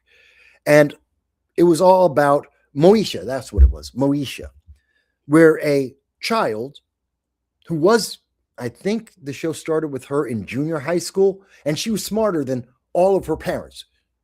And black student, black parents. She's a junior high schooler, a teen or tween, I think is the term that they used at the time. And she was smarter than all of her parents. She was the smartest person in the room. We then saw that being pushed by Disney and all of its programming, that the younger the child, the smarter they were than their parents. It's indoctrination. And it's all meant to push an ideology that forces you to only vote Democrat, if not progressive and socialist. It's insidious and it's horrible. Let's see. We got user. By the way, more people than user can make a comment. I know some people are going, well, that's racial. And so I don't know if I can make a comment. Yes, you can. Yes, you can. I don't know. It's race, and Mike's a black guy. He's a black Hispanic. He can talk about that. I can't. You're someone who's watching. And you're like, you're white. I can't comment on that. You're Asian. I can't comment. Yes, you can. If you think I'm wrong, tell me I'm wrong. If you think I'm right, agree with me. or tell me that there's some other way to look at it. Don't be afraid to make a comment just because it's racial. Not only am I thick-skinned, I'm smart enough to understand that not everyone's going to agree with me, and there are different ways to view each of these things. So I know a lot of people are conditioned. I can't comment because Mike's black. Only black people can talk about this. That's a lie. Who told you that? Where in the Constitution does it say, yeah, you can talk about anything you want except when it's sexist or racist or racial, or someone might be offended? Where does it say that? It doesn't say that anywhere. Anyway, we see, how can we make a Marine out of these people if we had a real war requiring a draft? We couldn't. None of these people would be able to defend America. And most of them wouldn't want to. They would rather see America destroyed, not understanding the consequence of that. They would not understand that if America falls, there is no one to take our place. No one will rise up. They think socialism will rise up and fill the gap. No, it won't. I've seen socialism. Unlike most of their teachers, most of the activists who support socialism have never lived for even 5 minutes in actual socialism. They don't understand what it actually is. They've never talked to the tens of millions, literally tens of millions of people who have come to America from socialist and communist nations, and they haven't spent any time talking to those people about why they and their families left their ancestral homelands to come to America instead. They haven't done that. So, no, I don't think any of them could make it to the Marines. I barely think that even with the new, softer, gentler, hyper, fuzzy feeling army, they wouldn't make it into that. They wouldn't make it into the Air Force. I mean, you want to talk about the lowest barrier to entry is the Air Force. Mind you, if you have to fly a plane, yes, there's more restrictions on you. But if you're just going into the Air Force in general, God, I'm 50, almost 58. About to be 58 in a couple of months. And I could join the Air Force in terms of its physical requirements. I could make that now. Their boot camp is a joke. Mind you, what they do isn't a joke. I'm not denying that the Air Force has a place and they do a significant job, especially the pilots, because that's what it's all about. But yeah, I could make the physical requirements to join the Air Force now. And I don't think most of the people that are all upset about this video, I don't think they could do it. Gracie's with us. Gracie says she's sorry she's late. It's never too late to join the program in full or in part. I don't mind if you come in half an hour late, 3 hours late. I don't mind if you watch it, if you don't get to see it live and you're watching it after it's live. You're part of my audience. I appreciate you no matter how much or how little when you decide to watch the program. I love you guys anyway, no matter what, whether you agree with me or disagree with me. Gracie goes on to say, drain pipe to the washer is frozen. Oh, man, that's rough. Please be careful out there. Look, I can't take my dog out. Now, mind you, my dog hurt his back. I hurt my back. He hurt his back. Both at about the same time. Talk about sympathy and sympathetic pain between an owner and his pet. I hurt my back. My dog hurt his back. I'm almost healed. He's almost healed. That's good news. But what's the problem is that right now we see that what's going on? It's about -6 degrees outside right now. This is one of the warmer days. The last couple of days had been even lower. It's been minus double digits, I believe. Yesterday was down to -15 degrees. You got to be careful out there, folks. Please be careful. 16 people died that were homeless. Many people are having their pipes burst. They're having their homes be compromised. They're hurt. People are getting frostbite. Their animals are getting hurt because they're outside too long and their core temperatures are dropping and the animals are dying or being injured. Please be careful, folks, each and every one of you. Let's see. User came back. He says, it says offense is taken, not given. Mind of the beholder, if you will. Yeah. If you want to be offended by this video, that's on you. That's on you. And no one else has to have that same offense. Or you can think it's offensive and that doesn't change anything because that's not important. Finally, user says, I forgot how cold it is right in New York right now. It's warm in the South. Well, the South may be warm, but it's not warm here in New York. It's like I said, it's about -6 degrees with wind chill factored in. That is incredibly cold. And it's been consistently cold. So please be careful out there. All right. So I think I have more than fully addressed the Obama video. I think I've covered that controversy. God, my arm is killing me. Hang on. My back. Give me a second. My back is a wreck. Okay. So I think I've addressed that. I've shown you what the left had to say. I showed you what Donald Trump had said, his statement to the press. I showed you what Maj Touré, a libertarian, had to say about this. And of course, by the way, Maj, if you see me and I'm misunderstanding what you stated, your actual quote, if I misstated that, please let me know. And either privately or you can say something publicly. I'm perfectly fine with either, even if you disagree with me. If I got it wrong, tell me. But I think I understood Maj's point of view, and I think I've portrayed it accurately. And I think it's clear why I feel the way I do about the full 53 seconds and the 5 seconds when it's out of context, the way that the news media wants you to think it is. And I tell you, I'm really upset about the mainstream news media. Look, if they want to say out of the 53 seconds, this 5-second segment is racist and they're upset about that, that's one argument and that's fine. They could say, I get the context of it all and I find that 5 seconds was racist and the rest of it, not so much. The other 53, the other 90% of this video isn't sexist, but that 5 seconds, yeah, that hits a little too close to home for the news media. I can respect that conversation. That's not what they're saying. No, they're manipulating you. And that's a problem.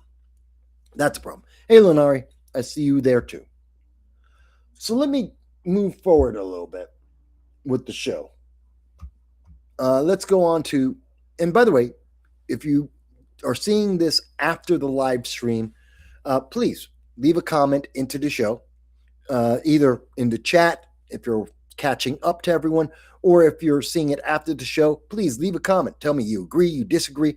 I don't care what your color of skin is. I don't care about your sex, your gender, the who you sleep with, how you see yourself. I don't care about whether you're white, black, Asian, Hispanic. I don't give a damn about any of that crap. I don't care. But if you have an opinion, tell me what that opinion is. Now, if you want to tell me I feel that you feel offended and you don't like me because you are offended, I don't care. If you want to tell me, Mike, you're old, I don't care. If you want to tell me, Mike, you just don't understand, you're an Uncle Tom, blah, blah, blah, I don't care. I don't care about your feelings. I want to understand why, if you think the 5-second clip and the 53-second clip in full context, if you think those are racist, both of them, then tell me why. If you think I'm wrong in what I have said about it, tell me why. Don't tell me I'm old. Don't tell me I'm Uncle Tom. I don't care. That silly crap doesn't go anywhere with me. Please, stop. Give me a better argument than that. There you go.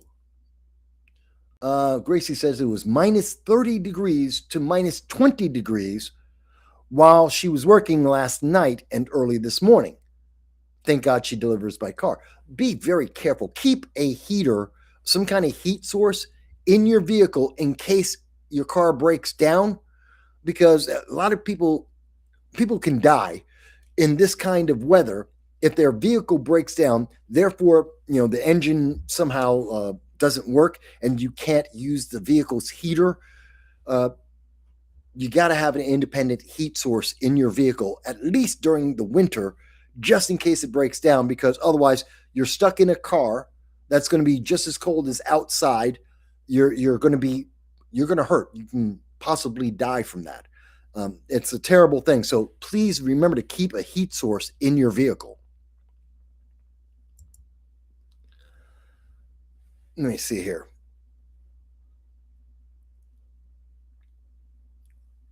Yeah. And user says there's something, the hand warmers. Yeah. Even the hand warmers are important to have in your vehicle in case, if it breaks down, you've got some kind of source of heat. And I'd have several of them so that, you can protect yourself even a little bit. Every little bit will help keep you alive. All right. Let me move on to some international news because we were kind of talking about the international. And I wanted to cover this. And this should have been national news. This should have been covered by ABC and CBS. This should be something that Americans are talking about. We're not. And I think it's important because part of the reason why the Trump administration is doing some of the things that they are doing is because we're fighting against countries. Whoa. What happened there? Oh, you got to be kidding me. Hang on one second, folks. So I apologize that for a second there, I don't know, I lost the connection. It looks like Facebook dropped my channel. We had Facebook, and now I had to reconnect to Facebook. I think it's because I was talking about the election, and they didn't like that. So they kicked me off. I'm not sure. It might have been the song when I was reviewing the full 53 seconds. I might have been kicked off by YouTube and or Facebook because of that. But Facebook definitely had me disconnected for a second there. I don't know why. That's a problem. Okay. But we're talking about this. So in North Korea, Kim Jong-un has decided that he doesn't want, this is the difference between freedom of speech everywhere else in the world and in the United States. And all the people want to say, well, Donald Trump is a dictator. Donald Trump is an authoritarian. Republicans are driving America into authoritarianism. And here's the difference. You've got North Korea.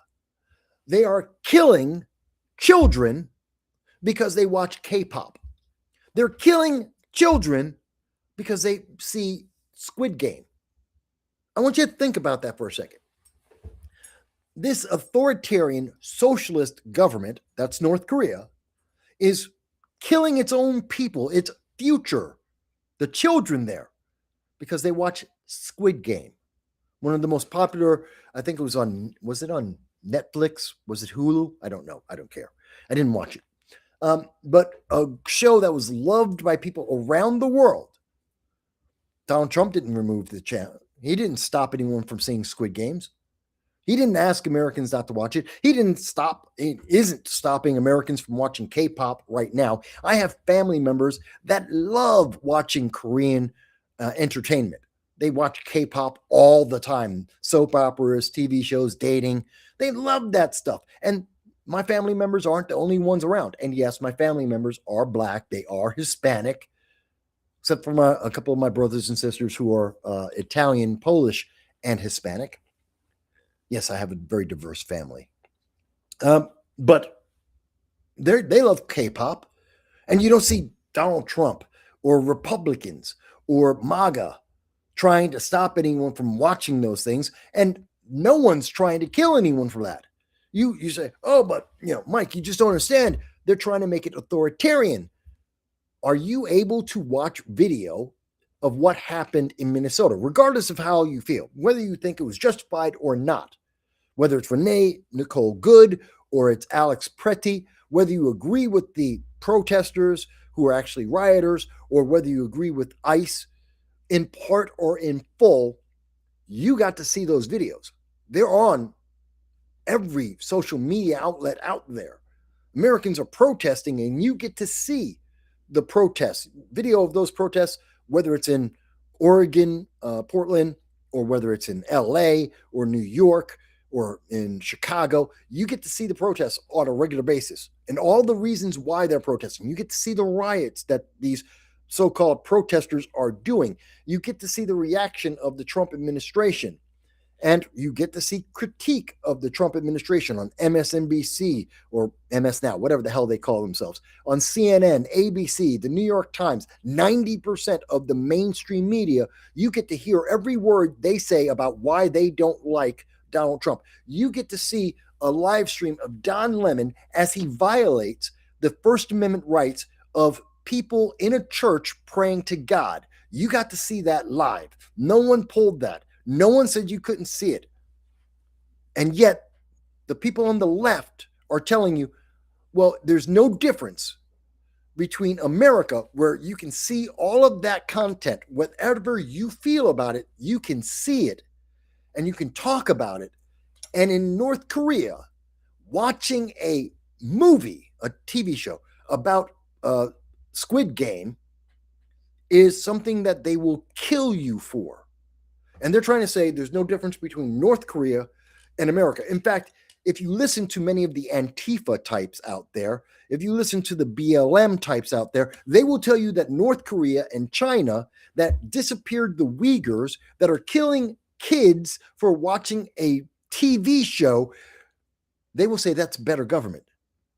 They will try to tell you Zoran Mandami, who killed 16 people through his policies, is going to tell you that socialism is warm in its embrace and it will save you, and big government will solve every problem you can think of.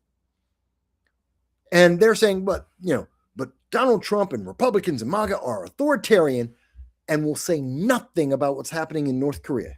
They will say nothing about the atrocities that we see in communist nations on a regular basis. They will ignore the fact that Zoran Mandami, you'd be amazed. I talked to a lot of candidates, and this is it's a midterm election year. And there's a lot of candidates, left, right, and otherwise, that are running as a first-time candidate or a second-time candidate for elected office. And you would be amazed how many people in politics that I have spoken to that did not know 16 people died because of Zoran Mandami's policies. I've talked my Monday show, my Monday roundtable live political discussion, debate, if you wish, which is with a couple of people from down in Florida. They did not know that Zoran Mandami's policies resulted in 16 people dying. Had to send them the links because the mainstream news media wants you to hate Donald Trump. And they do not want you to see how socialism has failed, how socialist policies have failed, how socialists in elected office are complete failures from the start of their administrations. In less than a month of Mandami, 16 people died in a manner that no other Democrat, no other Republican, no mayor of New York has lost as many people to winter weather like Zoran Mandami did. And it took Zoran Mandami less than a month to do it. And you can say, I do not like Democrats. And I think Democrats have destroyed New York State and New York City. And I can't blame them for what Zoran Mandami did in 1 month. That says a lot. And you want to tell me that America's becoming authoritarian. How? Oh, the freedom of speech. And I've seen more censorship from Democrats and the left than I have ever seen from the right. That's just a fact. The fact that we just broke 1,800 people. By the way, thank you, everyone. We broke 1,800 subscribers. We're trying to get to 5,000. I know we can do it. Share it, because YouTube won't do it for you. Google is not going to let people know about this channel. They want to suppress this as much as they can. I'm in every AI, but they do not want people to know to look for this. They want to hide it from you. So please help with that. But I'm looking at people trying to tell me, no, you just don't understand. They always like to say that. The mainstream news media did not cover this. You had to go to The Independent. This is an article from The Independent, which is in the United Kingdom. The mainstream American news media, at least as of this moment, on the show, they are not covering this information because they don't want you to see socialist governments, communist governments as negative. They're so deep in trying to protect their leftist ideology, they will not show you the repugnant evil of the left. But you want to tell me that Republicans are bad guys? I don't understand it. I don't get it. It doesn't make any sense. You want to tell me, oh my God, but did you not see the 5 seconds of the video by Donald Trump on his social media? I saw the 53 seconds. And no matter what I think of that, even if you want to tell me, but it's absolutely racist, even in 53 seconds. The whole thing is just racist. You can't call AOC a donkey, except we've been doing that for years. You can't call J.B. Pritzker an elephant, even though he's fat as hell, and it's not a new depiction of him. You can't show Whoopi Goldberg as being a hippo, even though Whoopi Goldberg is pretty fat. And by the way, her name isn't Whoopi Goldberg. That's not her name. But anyway, you can't tell me that and then say, well, socialism is great, but don't look at what North Korea is doing to its own people. Don't look at communists like the Chinese Communist Party and the way they murdered the Uyghur people. You can't tell me, oh, well, we can't talk about that. That's not important. No. You just are being a Republican. I'm being honest. I think this is horrendous. And again, The Independent, which is, again, a UK newspaper, they're internationally credible, and they're not right-leaning. They're a left-leaning news organization. 90% of everything I will show you comes from the left. This isn't right-wing propaganda. This is the left trying to make this look as good as possible for the left to protect their ideology. And you can't hide from some of these things. It's amazing.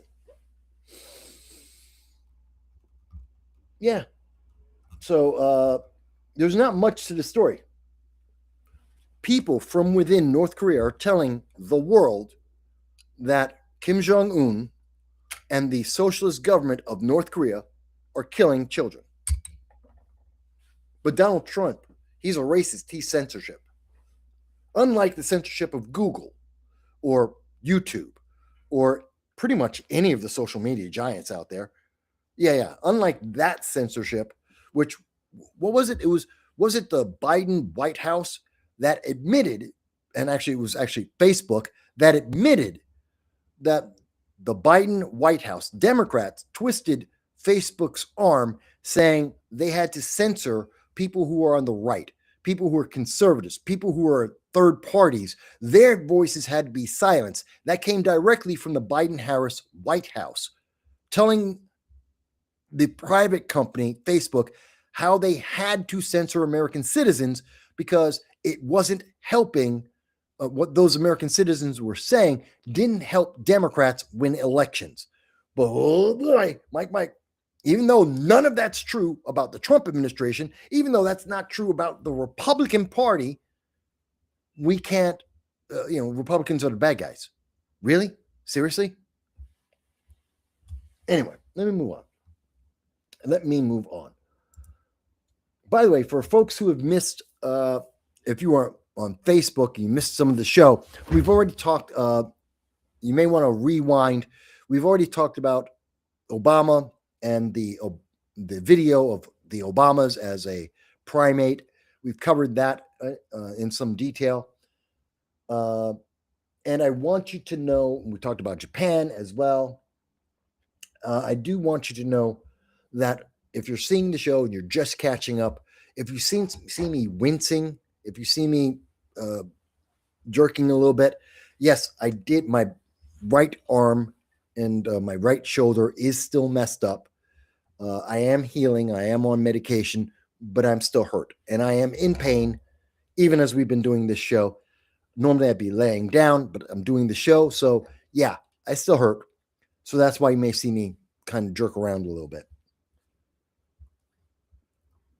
I wanted to talk about CNN's Harry Eaton says Americans of all races aren't buying the Democrats' race baiting narrative. This is why they clipped the 5 seconds of the Obama video. This is why they've tried to say that MAGA and America First and being a Republican or a conservative, why that is supposed to be racially insensitive. They are trying their absolute best to try and make you think anything but being a socialist, a progressive, at the very least a Democrat, is racial. They want to lie to you. Now, what you're seeing here is an image of, this is actually from CNN. This is CNN's Harry Eaton. And he says, Americans of all races aren't buying Democrats' race baiting voter ID. And we'll talk about voter ID in just a moment. But they're telling you right here that there it is. How many people going back to the 90s, how many Americans are of the opinion that we should have photos to go and vote, that you need to present photo ID to vote in elections? 85% of whites, 82% of blacks, Latinos, and 76% of blacks in America all agree that we should have a photo ID. This is like in the 2024 election, where 77 million Americans, that's Republicans, that's Democrats, that's third parties, libertarians, conservatives, all agreed that we should have mass deportations in America. Not because it's racist, but because they're breaking the law and it hurts America. Same thing that we're seeing here. To vote in our elections, to prevent problems like in Georgia, where 300,000 votes were illegal and were submitted as if they were approved and counted as if they were legal. To prevent all that from happening, we want to have people who have photo IDs to cut down on the potential voter fraud. And we do know that states like in Washington State, where 300 illegal aliens were given the ability to vote in American elections, because they gave them, when they gave driver's licenses to these illegal aliens, they automatically registered them to vote. And by the way, we know the number is at least 300. And when it was reported in 2024, after the election, we found out that it was potentially 10 times up. There may have been 3,000 illegal aliens that were given the right to vote in American elections because they had driver's licenses, and they shouldn't have had that. And the state of Washington has never publicly reported how many there actually were. They kept that private. But we know it's at least 300.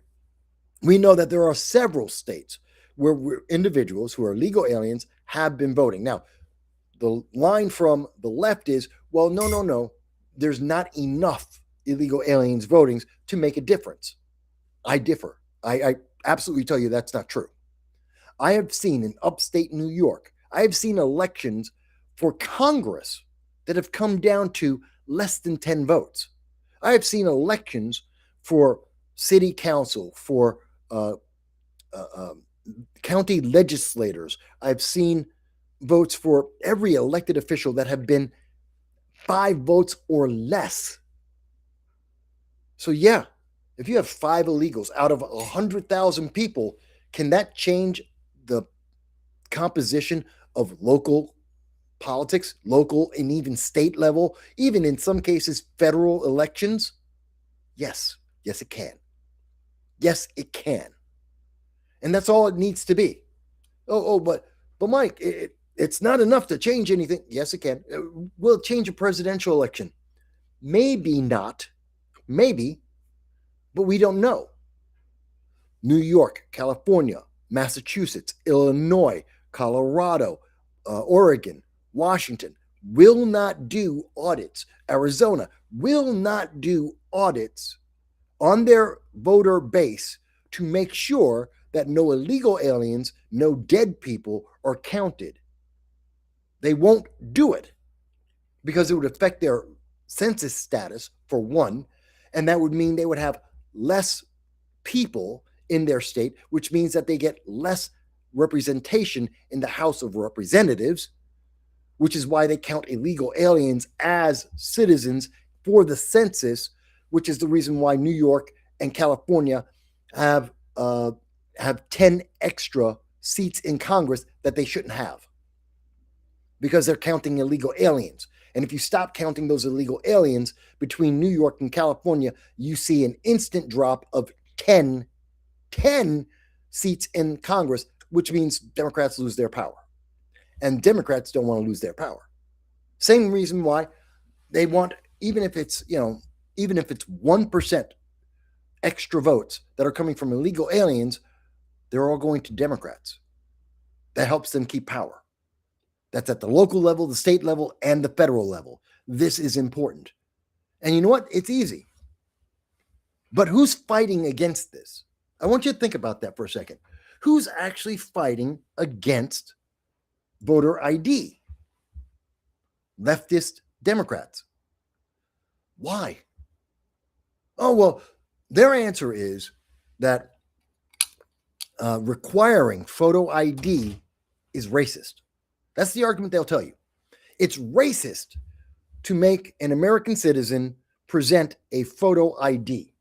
Let's see. What do we have here? Is it this one? So here's an article, and this is coming from USA Today, which is not a this is not a right-leaning news organization. USA Today is center-left, not center-right. So they say in their article, Americans want voter integrity. Why don't the Democrats? Now, this is an opinion piece by Nicole Russell, but it was published on February 4th. And what do we see? The argument is that while Americans are supporting this, while Republicans are supporting this, conservatives, libertarians, third parties support actually having a photo ID. In the 80 percentile of Americans agree with this. Democrats don't. And you have to ask yourself, why is that? What's the case? Let me show you another piece of this. And you may have seen this. Now, this is the message. So you have the elected officials, the Democrats, the activists are saying this to the news media, as I just showed you, and they're on social media right now. And they're saying, breaking news, under the Republican SAVE Act, S-A-V-E Act, you will need both your birth certificate and your passport in order to vote. A U.S. passport costs $165 for a first-time applicant. That's a poll tax in order to vote. Just half of all American citizens hold current valid U.S. passports. Now, this is a lie. This is fear-mongering. This is the very same thing that the left blame Republicans for, MAGA for, and it's a lie. First of all, and I will show you the SAVE Act, which is under discussion right now. It's called H.R. 22. It is in the Congress right now. It's being voted on, and Democrats are fighting against it. Democrats are the only ones who are voting against this. But let's see. So they say the SAVE Act, you need both your certificate, birth certificate, and your passport. That is a flat out, absolute, proven lie. This is fear-mongering.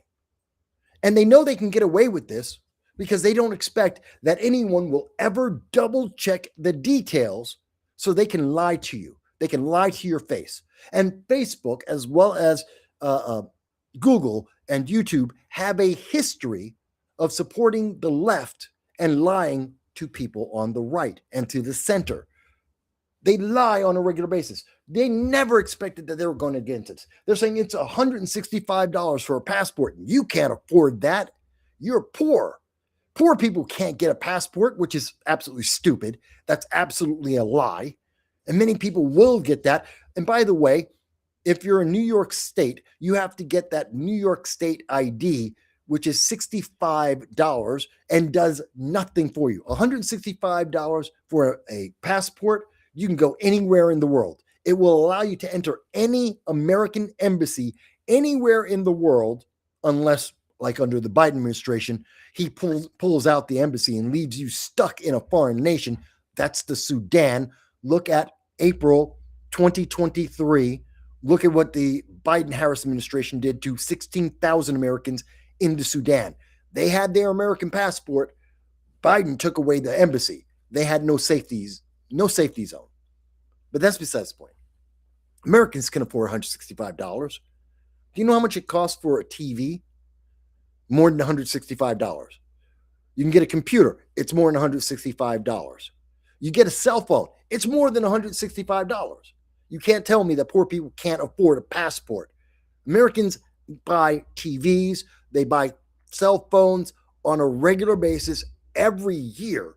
And you're telling me that poor people, these are poor people that can get that. If they can afford a cell phone, they can get a passport. Don't tell me they can't.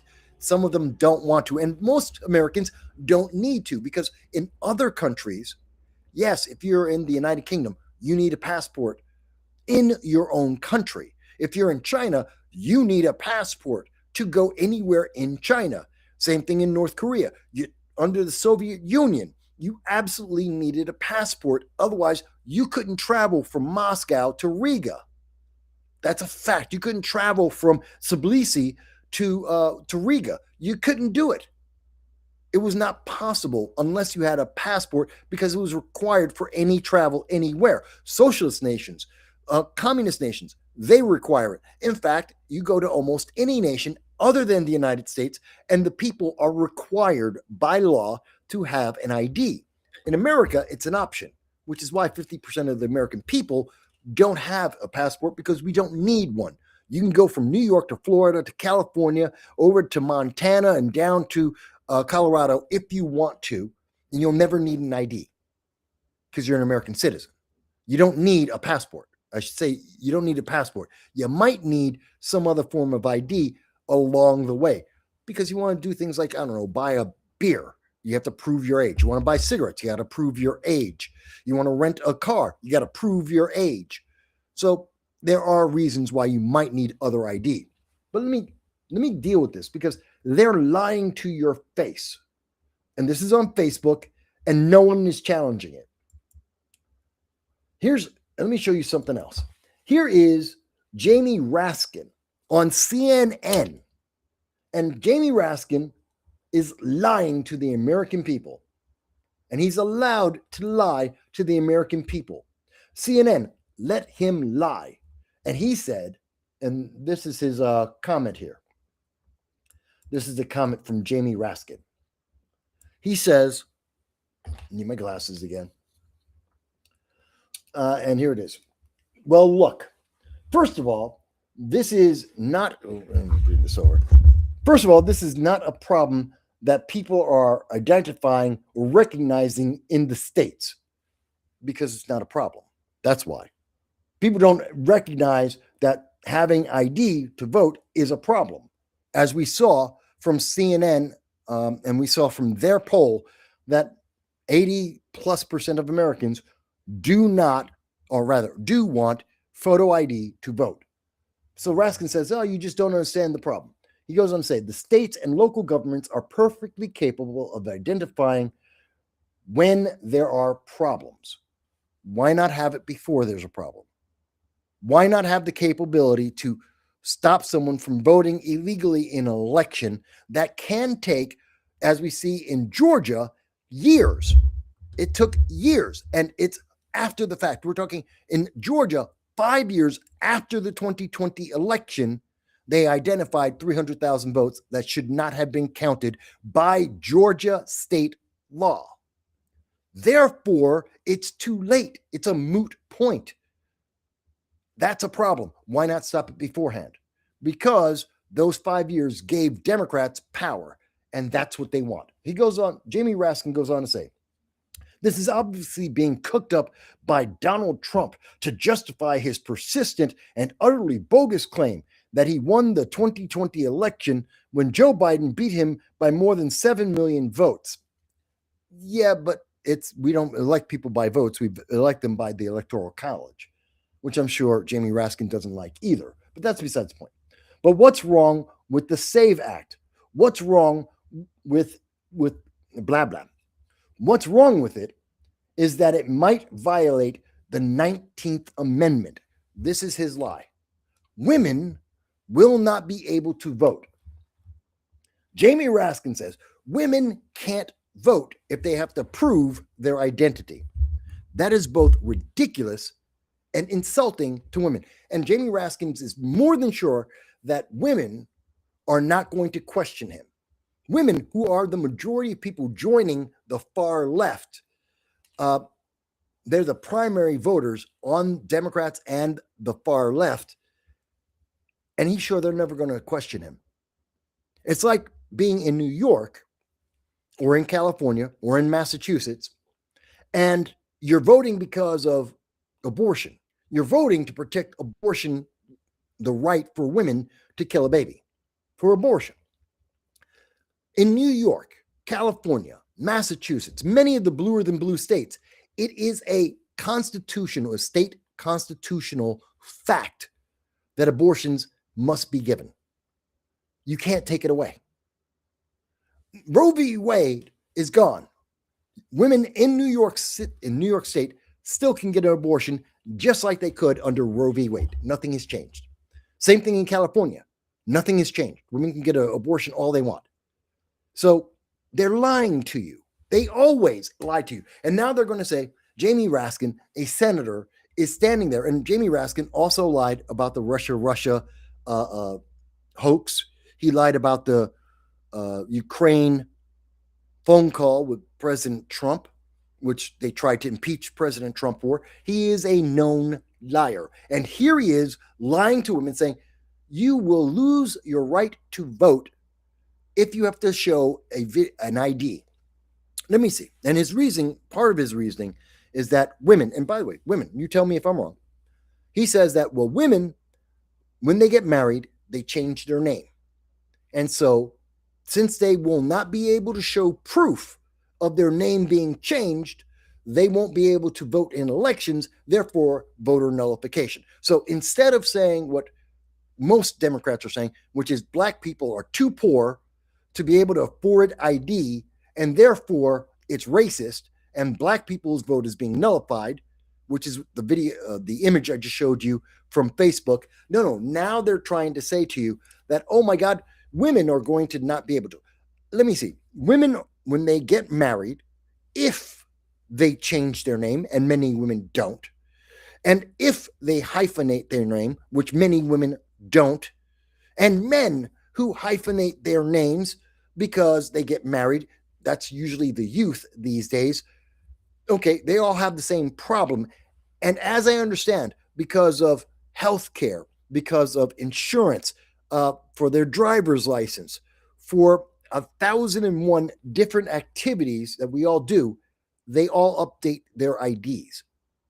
Whether it's Social Security, whether it's retirement funds, whether it's health care for them and their family, they change their name on all the ID, which means they would have ID that would allow them to go vote. That's a fact. And I know many women who got married and didn't change their name at all, and they're still able to vote. I know many women who did get married, did change their name, and their registration is still under their old name, and they have ID under their old name that they could still use to vote if they needed to. That all exists. So this is a lie from Jamie Raskin. And he's counting on the fact that he can say, I'm a senator. I'm smarter than you. Okay, so they're lying to the public here, and I want to show you this lie. But before I'm going to show you the lie, I want to show you, because it's not just Senator Jamie Raskin that's lying to you. This is from Chuck Schumer.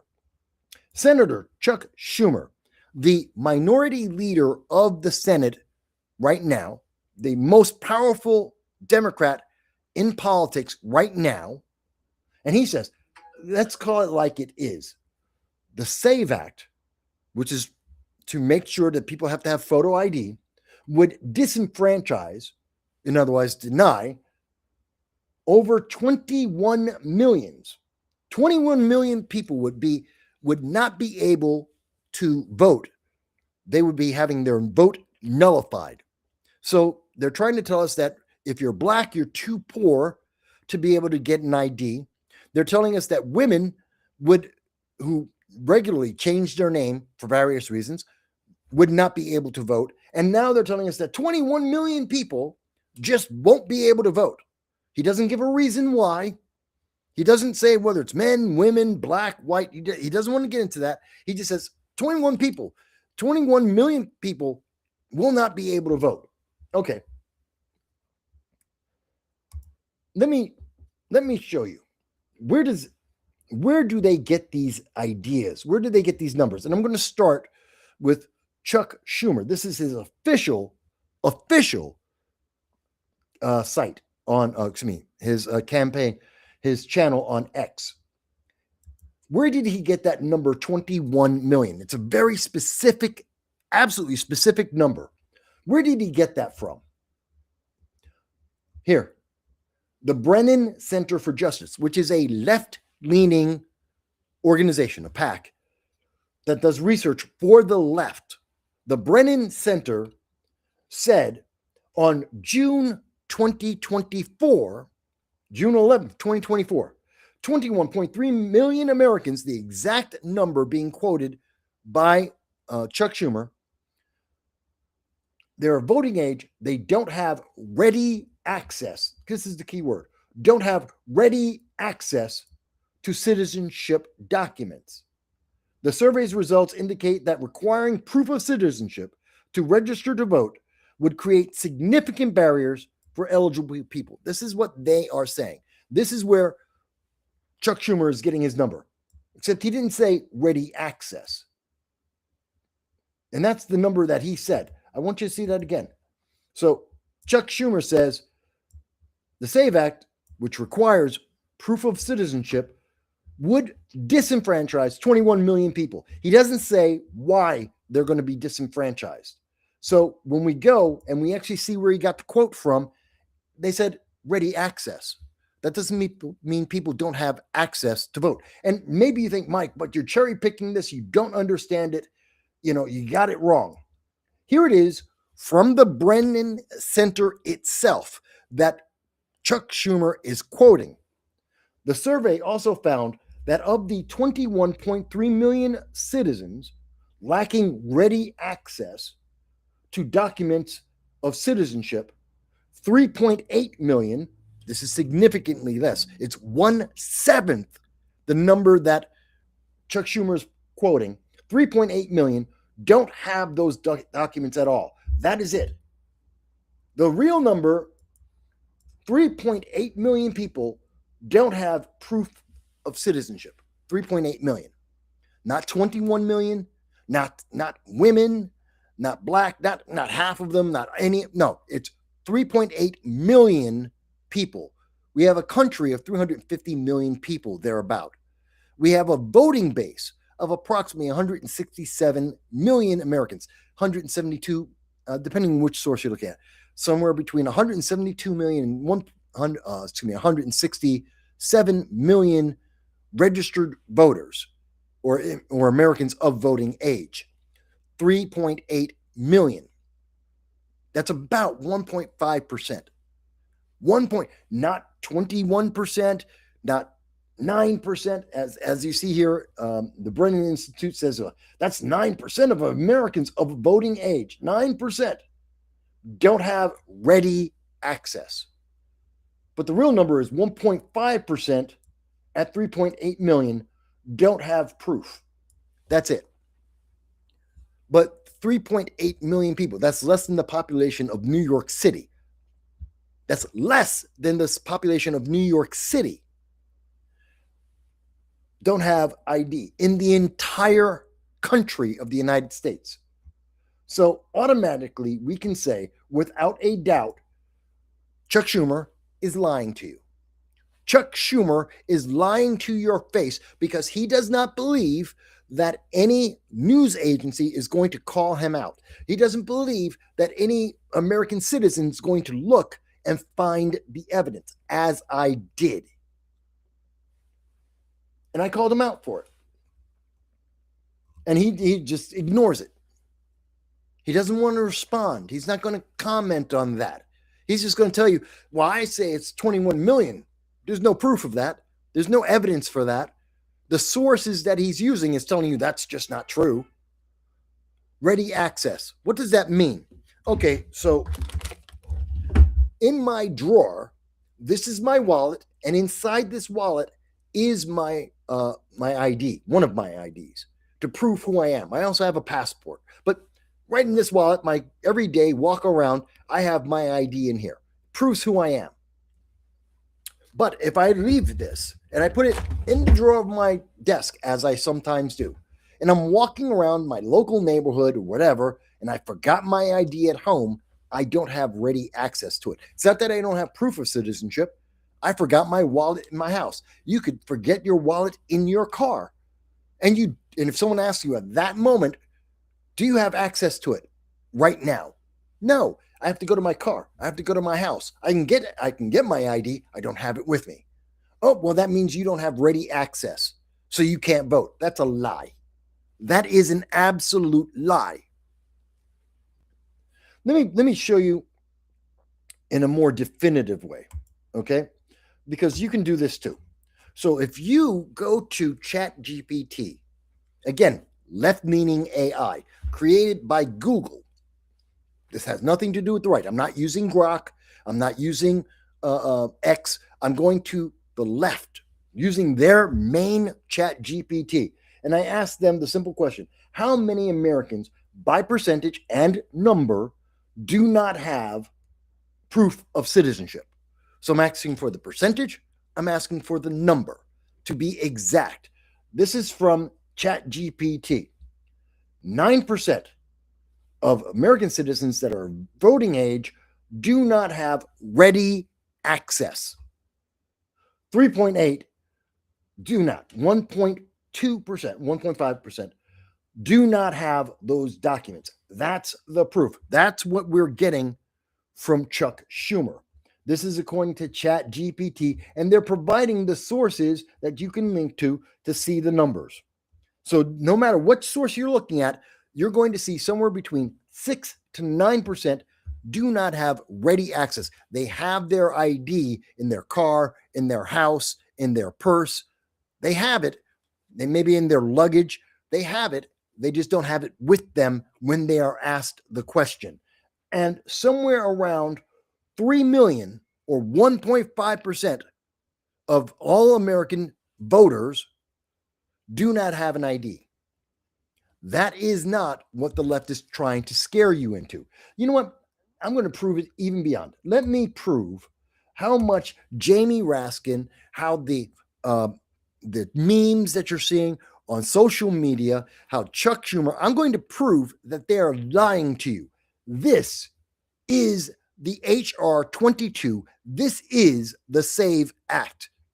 This is the document, the law that, if passed, would require you to have photo ID that 80% of America agrees and wants to have, and have been agreeing since the 1990s that they want to have photo ID. Black, Hispanic, white, all Americans want this. This is the bill. And when you look at this bill, and I will show you, this is the actual words. This is the actual verbiage. When I get done with the show, I will have a link. This is congress.gov. You can go. It's independent. It is absolutely accurate. It has no sides whatsoever. This is the actual words of the law. You notice Chuck Schumer didn't quote the law. Jamie Raskin did not quote the law. They told you their opinion. They told you their guess. They fearmongered to you, but they didn't actually quote the bill. I'm naming the bill. They won't tell you its actual name to make it harder for you to look it up. I know what it is. It's HR 22. It is called the SAVE Act. And in this document, if you read through, you will see, where is it? Here. Okay. So these are the IDs. If you're reading through this, 1, 2, 3, 4. These are the different types of ID that you can have. Remember, they lied to you and said, well, you have to have a passport and a birth certificate. That is a lie. That is an abject lie. If you have a passport, that happens to be choice number 2. If you have a passport, you don't need a birth certificate. You're done. That's your proof of identity. You don't need any other document. In addition to that, if you have IDs that are from a government that qualifies under the REAL Act, that would also be your state government.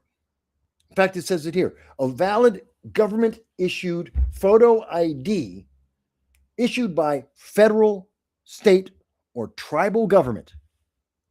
Your driver's license is issued by your state. It is proof of ID. You don't need any other document. It is in the first 4 items that prove you are a citizen. Item number 2, item number 4. If you have a state-issued ID, whether it's a driver's license or just an ID card, a state-issued ID card, that is proof of identity. Done. And in many states, you can go throughout all of America, you can go to most states, and if you are poor, you can either get a reduced cost, $15 or less, or you can get a free government-issued ID card, even if you are abject poverty. Period. That's what is the existing law. And you don't need a birth certificate. You don't need to buy a passport. When they say that to you, they are lying. And again, I want you to see this. I want to show you this again to remind you. This is from Rockaway Prime Time Reporting. They are liars. They are not trustworthy. They call themselves, oh, well, we're reporters. No, you're not, because you're lying to the public. This is propaganda, a propaganda machine. And I will prove it. And they have over 1,000 people responding to this. Again, they said, under the SAVE Act, which I just showed you, you will need both your certificate, birth certificate, and your passport. That is a blatant, absolute lie. I just showed you the bill that is being voted on by members of Congress and the Senate right now. This is what Chuck Schumer and also, what's his name? Raskin are lying to you about. It's going to cost you $165. No, it doesn't. Most states will give poor people free ID cards or reduced cost ID cards. He's lying to you because he wants you to be afraid. He wants you to vote Democrat. Republicans are mean. They're going to force you to spend $165. You don't want to spend that.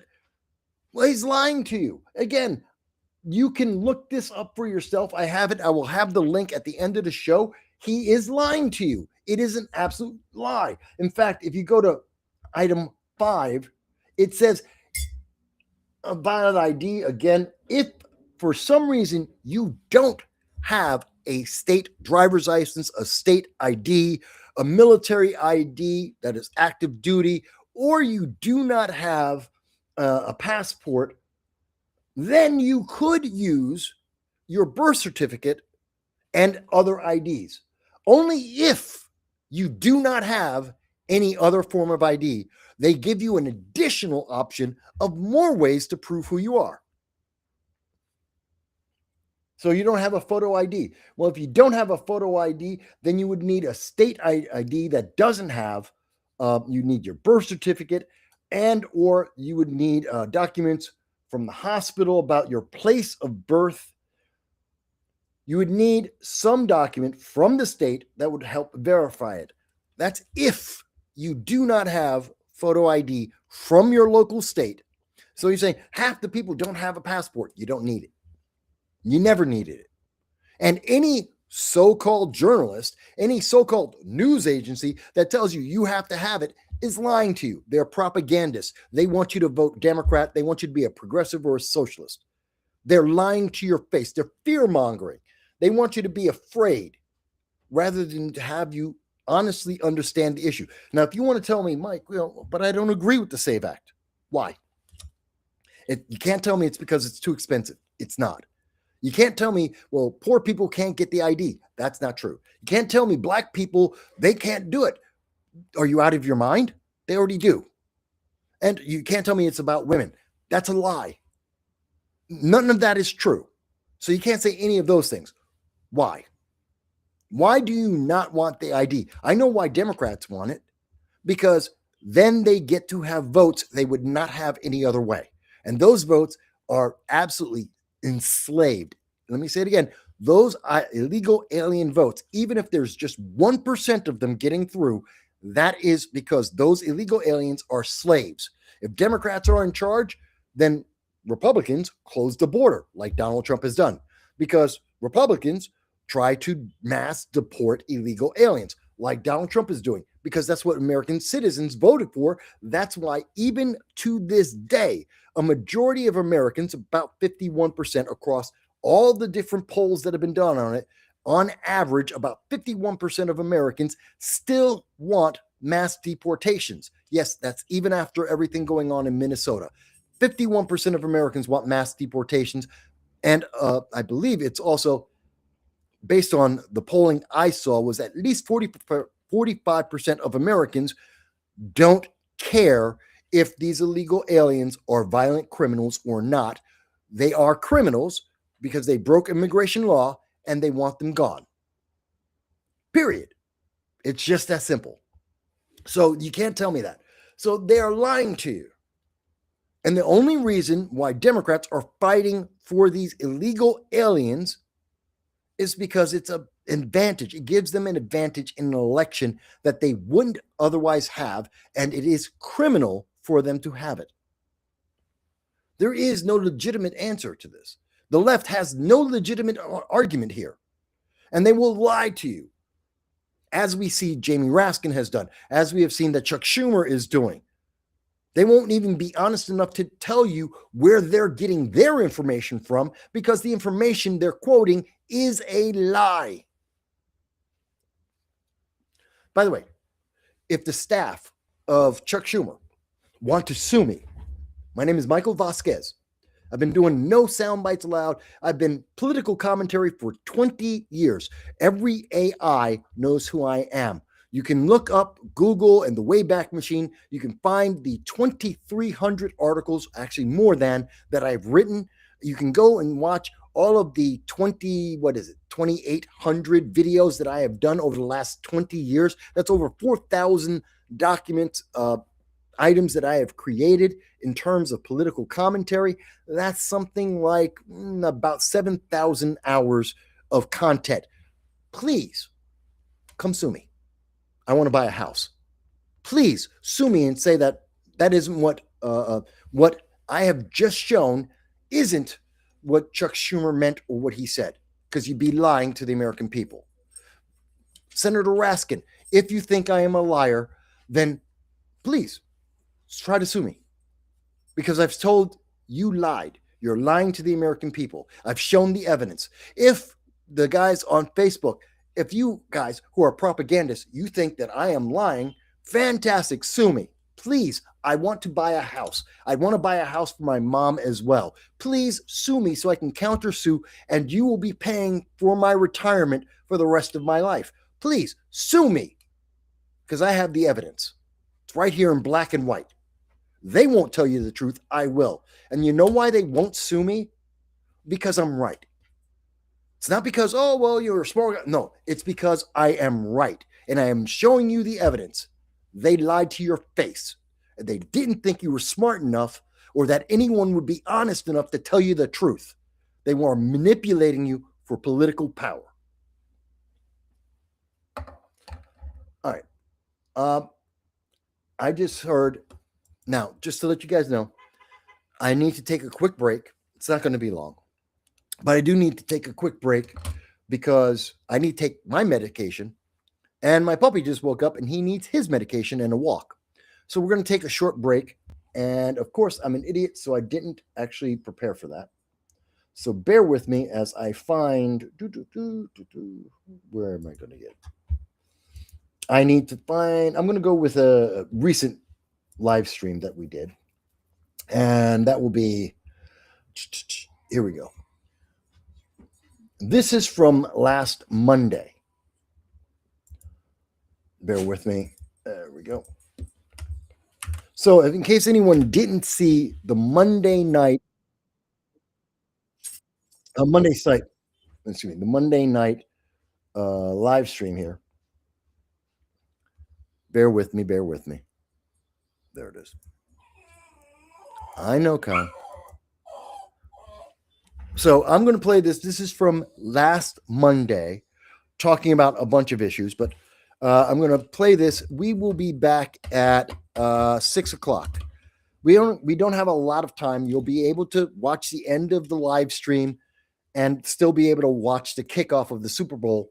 But I'm going to be back about 6 o'clock to finish up the show. It's only about another half hour, 45 minutes.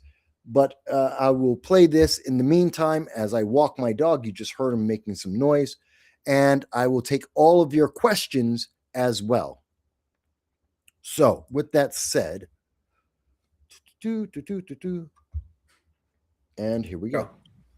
It was great. I got to see you. I saw you on Wednesday, and yes. Over here at a mutual event. So it was fun. It was good.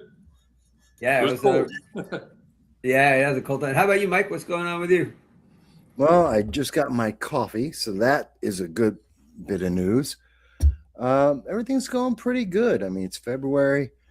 We're seeing some interesting developments happening across the country, and one of the things that I mentioned, I think I said it with you, Charles, back on December, we talked about something, and I predicted an event that was going to happen in New York, and it did. And we'll talk more about that in a little bit. All right. I am curious to get into that. I got some New York news too for you guys. But I'm going to start off with what's becoming a super popular segment here on the show, and that is the dumbest news item of the week. And the dumbest news item of the week this week has to do with Robert Reich, which probably comes as no surprise to both of you.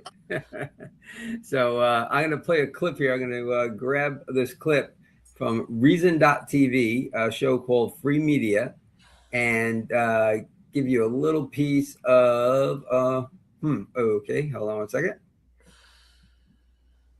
I am going to share the screen. And here it is. Now, they were speaking about Don Lemon, and we can definitely get into that. But this part kind of caught my attention in the whole 16 minutes here, where they're talking about the Don Lemon incident. So this is Amber Duke. The show is called Free Media on Reason.tv, and the gentleman's name is Robbie Suave.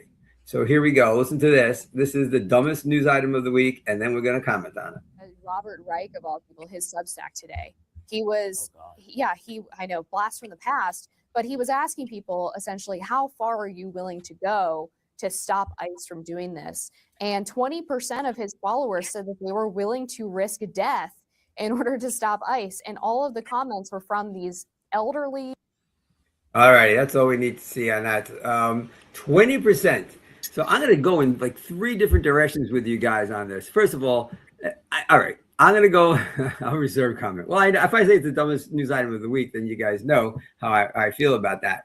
I put across the bottom of the screen here before I hit your guys for questions and comments, who he was, because a lot of folks probably, maybe it rings a bell. Robert Reich, for me, was most notably worked for the Clinton administration and as the U.S. Secretary for the Department of Labor. But he was also a professor, an author, and so on. And now he's retired. And if you follow him on X, he is quite vocal about politics. All righty.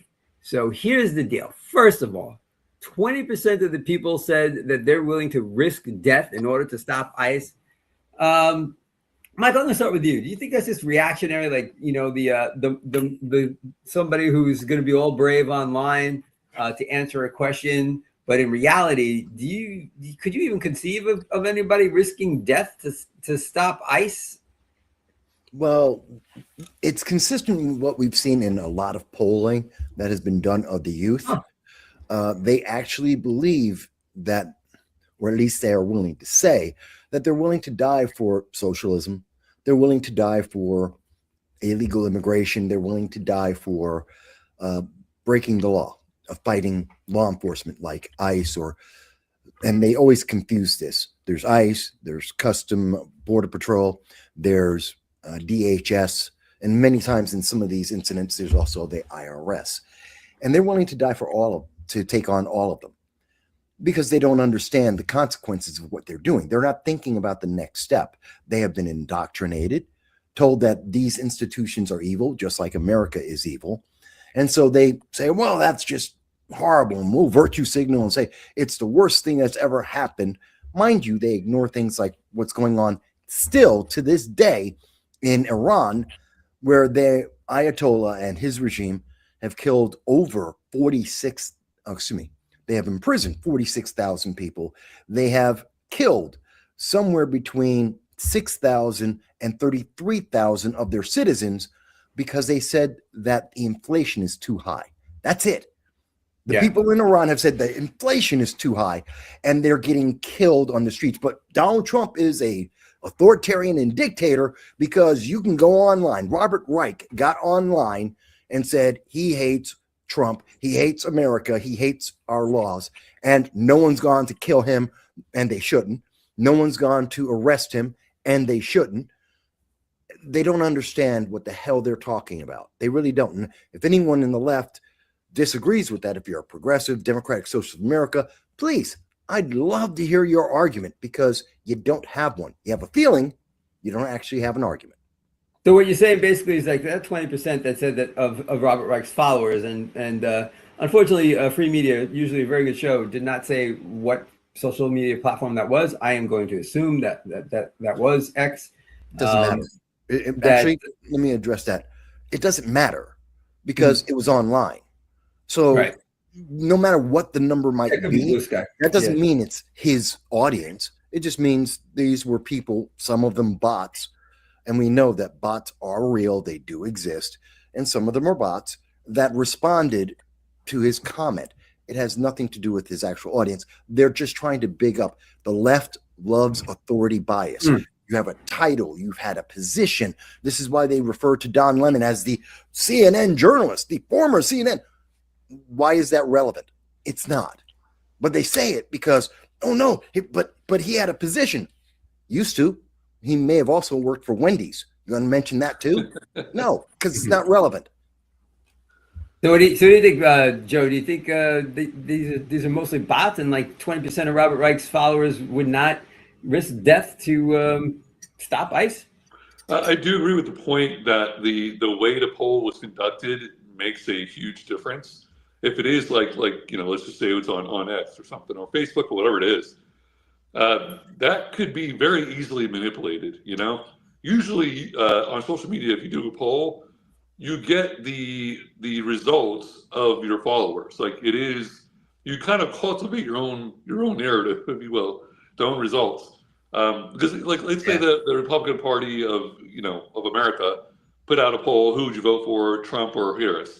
It'll be 80%, 20% Trump, Harris. But the Democrat Twitter put out a poll saying who would you vote for, Harris or Trump? It'll be 80% Harris, 20% Trump. So, but I mean, there is manipulation because someone from the Trump camp might share the Democrat post in their group and say, hey, vote for this way. Or it could be what you mentioned earlier off the top. It could be,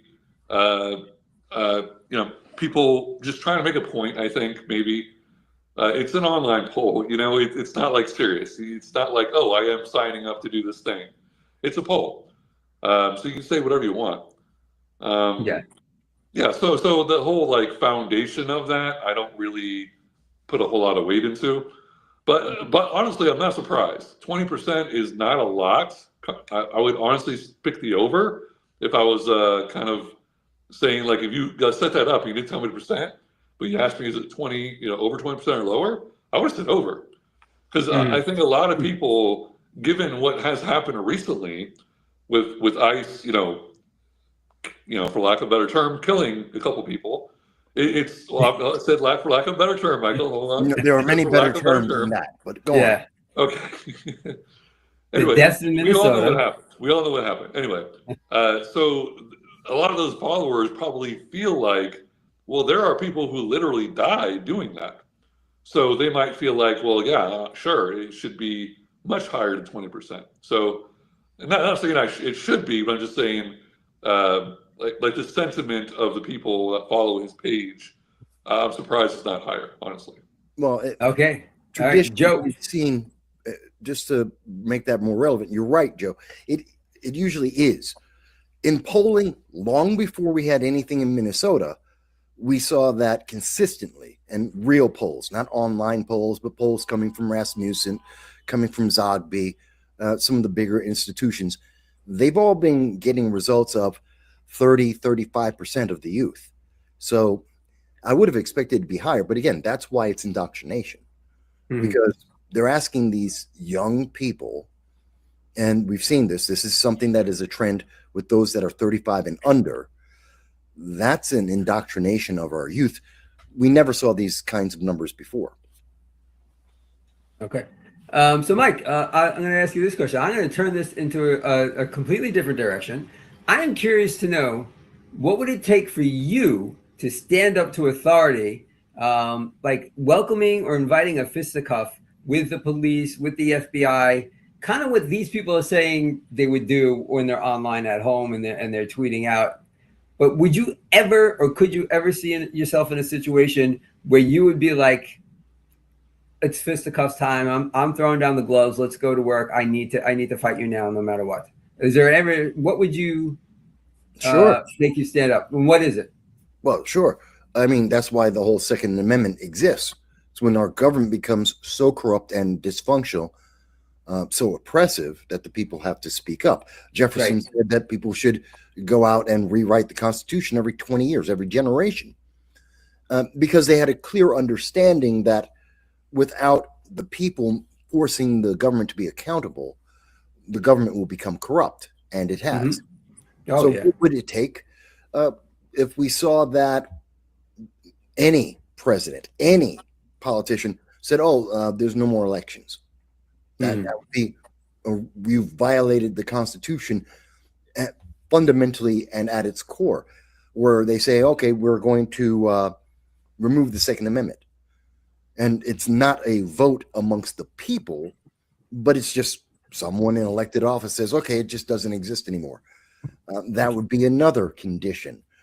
If they were to say that floodgates are open, and we're going to allow anyone in the world to come into America and get everything, all of my taxes, your money, your property, they're just going to give it all away. That's a fundamental betrayal of the people. I would fight against that. Okay. So it would be extreme, but of course I would do that. That's why I joined the Marines and swore my oath to uphold the Constitution, not the president, not a party, the Constitution. Right. And anything that were to violate that without the will of the people, yeah, that's a reason to fight. Okay, so Zelensky called off the elections during the war. Let's say, God forbid, we had some kind of massive war going on here, and the president in power, who cares? We're not doing labels DNR here. Just say, you know what, too dangerous. We're not having it. We're not having voting this year. No, we've already done it. We already did that. It was World War I, World War II. We've had several wars that were ongoing, and there was an election, and we had the election. No, I mean here. If we were getting devastated, like if our cities were being devastated, and the president said, we just can't, it's too dangerous to have people come out, would you be like, that's it, I'm done, and I'm gonna fight back our freedoms? And that's not a valid premise, because that's virtually impossible to happen. Well, we're playing mind games here. Well, I mean, if you're talking about the movie Red Dawn, yeah, but I mean, and I mean the original, not the remake. There's that, but I mean, it's not realistic. Okay. But that would be you're talking about the most extreme of extreme circumstances, where we're door to door fighting for our lives. Yeah, I think that takes a precedence over making a vote. But separate of that, and again, that's not, I don't believe that's credible. Separate of that, no. Okay. All right. How about you, Joe? What situation would you possibly, put up your dukes? Well, I joined a political party. There's two ways to go about changing the government, right? 'Cause when you're upset, via the Constitution. One is electorally, so you basically run for office, try to change things legislatively, or you do what the founders did, and you pick up your torches and your pitchforks, and you go kick some ass, So I would prefer to do the former before I do the latter. And when elections no longer are something that I believe in, then the only other alternative is deal with it, or take up your pitchforks and finish what what our founders suggest.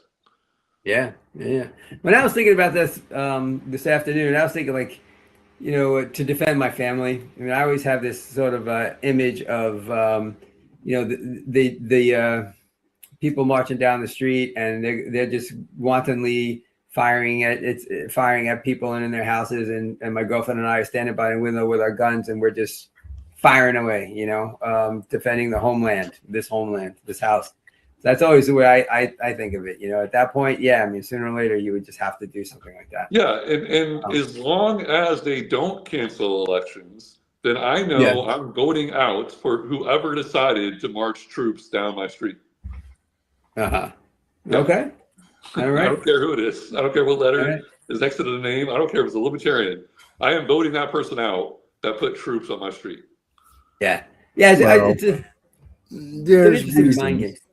Go ahead, Mike. Well, there's reasons why there are troops in the street, and we see that. We've already seen that. I mean, look at LA, look at DC, look at Memphis. Yeah. That in and of itself is not the problem. It is the execution of that and the causation of that is important.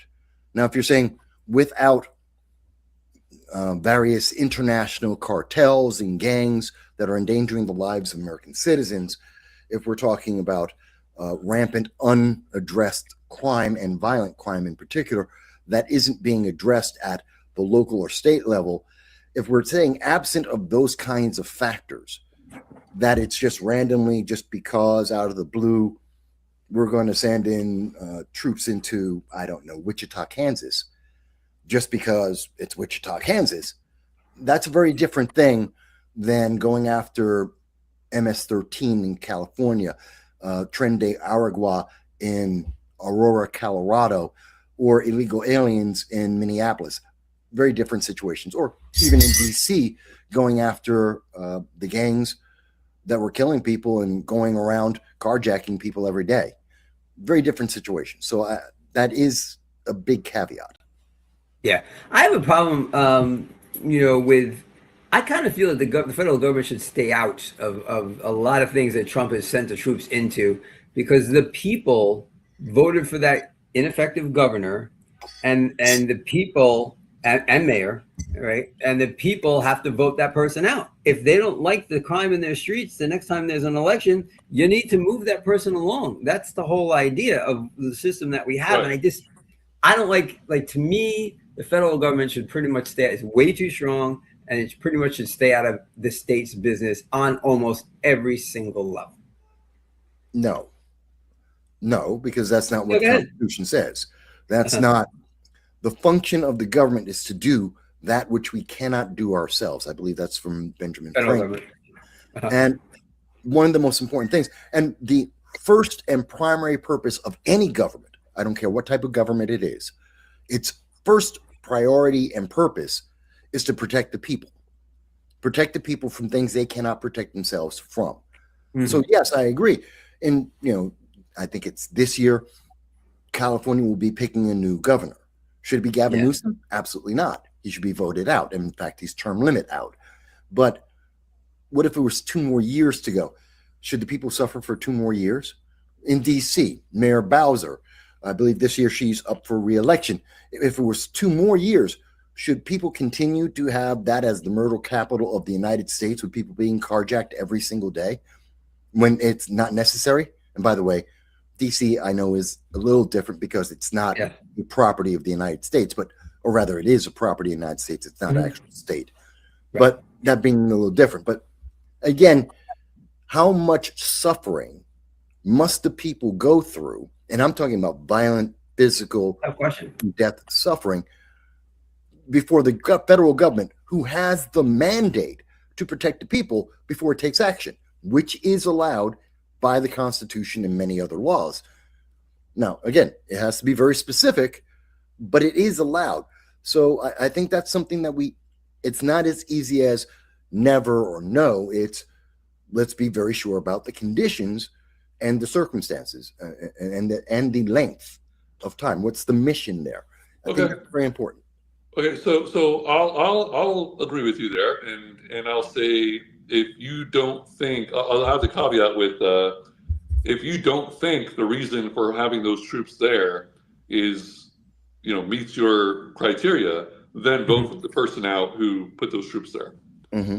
Yeah, all right. Mm-hmm. That's what you're saying. Yeah, well, I got you. Yeah, I got you on that. Yeah, I mean, it's a great. I mean, these are fascinating debates because you can see both. I mean, Michael, you're always expressing your viewpoint in logic. Like I totally see where you're coming from. You know what I mean? But it is a really interesting thing. Like, at what point, and it's so subjective, which is why there's no real clear answer to it. We all have our opinion, but as a nation, it's hard to get a solid answer to how far the government should go in interfering in a state's business, federal government interfering in a state's business, because there is no real, it's all very subjective, I just feel like even with the sanctuary cities, I'm going to continue with this before I go on to the next topic. Even with, if, New York wants sanctuary cities, if, California, Chicago, that's on them. That's not, I mean, you ruin your own state, man. I know, Mike, what you just said, but I still feel it's like, that's what they want. They voted for that. That's what they want. You guys voted for Mamdani overall. And I say this about Trump. When I'm online, when I'm on X in particular, and people are complaining about Trump, I'm like, you kind of forgetting this is what the people wanted. Well, so you got to stop complaining. Again, there's a caveat there. And I think part of the problem we have right now is people are substituting their feeling for the law, and not and even when using their feelings, they're not considering consequences of their actions. Mm-hmm. So it's not that, yes, New York is a sanctuary state. New York City is a sanctuary city. And one of the proper answers to that is cut off all federal funding to them, all of it. That includes food stamps, that includes Social Security, everything. None of the federal funds should go to any sanctuary city or state for any reason. There is no exception. But that's a third rail politically, and no one is willing to do that. So they're not allowed to actually do what would be the remedy. At the same time, these illegal aliens, and even if we want to say it's just 1% of the illegal aliens, well, the estimate is somewhere around 50 to 80 million. So 1% of that is what, 500,000 illegal aliens that are violent criminals? Even if we're using the rule of 1%, which we all know is a lie, and it is higher than that. That is more than most cities in America. That's how many people that is, at just 500,000. And how long should that be allowed when the federal government's mandate, its purpose, is to protect the people? And the government of New York has failed those same people. Well, she has. And there's somebody out there who can change that around. And we're going to get to that later. And that guy's name is Larry Sharp. I do want to show this comment here. It goes back to what we were talking about earlier. The 2 protesters killed here, as in the United States, compared to many thousands killed in Iran protesting. That's from Joel. Mm-hmm. So Michael, you're basically like, getting back to the original stupidity of Robert Reich and the 20%, you're basically saying those 20% should be more focused on what's happening in Iran and less focused about, the supposed terror of ICE. Is that essentially what it boils down to? Not quite. If we're holding Robert Reich and the left all of that ilk, and we hold them to their words and their ideology as they have professed it, like when they were pro-Hamas, and they had the pro-Hamas protests all across this nation, Harvard, Columbia, Binghamton, city after city, all of them bluer than blue states, bluer than blue cities. And they said, well, we have to help the people because they are dying. They are being killed. How is that different than Iran? The people are asking for help. They are helpless because they had their rights taken away from them by the dictatorial, excuse me, it's a tough word sometimes, dictatorial government of Iran. And their people, again, for just saying the economy sucks, are being killed and imprisoned without any trials. If those people were being honest and consistent with their ideology, they would be demanding on the steps of the White House right now that we send over troops and fund those people and protect those people. So they're dishonest. And this is why I say they are programmed, because their logic, this isn't my ideology. This is their ideology. This is what they were out on the streets complaining about. I'm holding them to their own standard that they shoved down my throat and told me I'm a racist, evil, whatever you want to call me, because I didn't, at the time, I'm like, no, I don't agree with Hamas. I don't agree with supporting a terrorist organization. And they said, oh, but you're evil because the people are dying. And here we are. We have another terrorist organization, but this time they just don't care. That's the problem. I don't believe in their 20% because they don't believe in anything themselves. They will say whatever they are told they are supposed to be feeling at any given moment. They're indoctrinated. All right. So, Joe, let me ask you this question. Were the pro-Hamas demonstrations more anti-Israel than they were pro-Hamas? Obviously, I don't know what's in their heads, people that are protesting that. But my guess is, like, if I were to be involved in that, my thing would be, I don't want the government oppressing people. So it would be against government oppression. It would be my kind of stance on that. I don't know what their stance was, but that would be mine. But I do want to make a quick point about, kind of like protesting. Protesting is First Amendment, but it's also complaining is First Amendment. So I know we've used the term complaining a few times so far tonight, and complaining often gets a negative connotation. I don't think it's necessarily negative. I don't think it's inherently negative. I think it's exercising First Amendment. Frankly, if I didn't complain, I wouldn't be running for office. I wouldn't be involved in politics. Everything I say is based on my complaints about the government, airing my grievances about government. So I'm very much in favor of quote unquote complaining. I encourage it, in fact. Yeah, that's it. Thank you. What do you think about the situation in Iran? I mean, the news is tapped down because I believe there's still a blackout that cut off the web. But what's your position on what's going on there, Joe? And so we did touch on that also with people dying in Iran for talking, for complaining, for protesting. Same as over here in the United States. Now, over here in the United States, we have the Constitution, as was mentioned earlier. We have the First Amendment, we have the Fourth Amendment. We have these enumerated rights to due process, to airing our grievances against government. Now, even if we didn't, let's just say we didn't. Let's say the First and Fourth Amendment didn't exist, okay? They're still good ideas, and they should be universal. Like, even if we didn't have that, if you are the leader of Iran, leader of Israel, leader of Hamas, whatever, leader of the United States, whatever the thing is, governor, whatever. Even if those First Amendment and Fourth Amendment didn't exist, it should still be a good idea for people to be able to express themselves, no matter what it is, add to discussion. And if you feel like someone kind of crossed the line or is doing something illegal, okay, take them to court. They deserve a day in court, even though if it's not an enumerated right, wherever they are, it's still a good idea. Because right now, if we don't have the Fourth Amendment, you get people deported in our own country where we do have a Fourth Amendment. You get citizens deported. So we should have due process for everybody, so we know It's true, Michael. It's true. No. But please, Joe, I need factual evidence. What American citizens have been deported? I don't know their names, but American citizens have deported. Some of them Not- have been not- famous. not Like they aware of. go in the newspaper. Not in any publication, and I follow many publications. Almost none of them right-leaning. I'm not aware of that. I know that there have been allegations online with no proof, no evidence, no actual connection to the truth. It's the same thing as those people who say, "Oh, that 5-year-old Emil, he was arrested by ICE." That's a complete lie. And we heard that this weekend. "Oh my God, he was arrested this week and ICE used him as bait." These are lies. The father of the child ran away.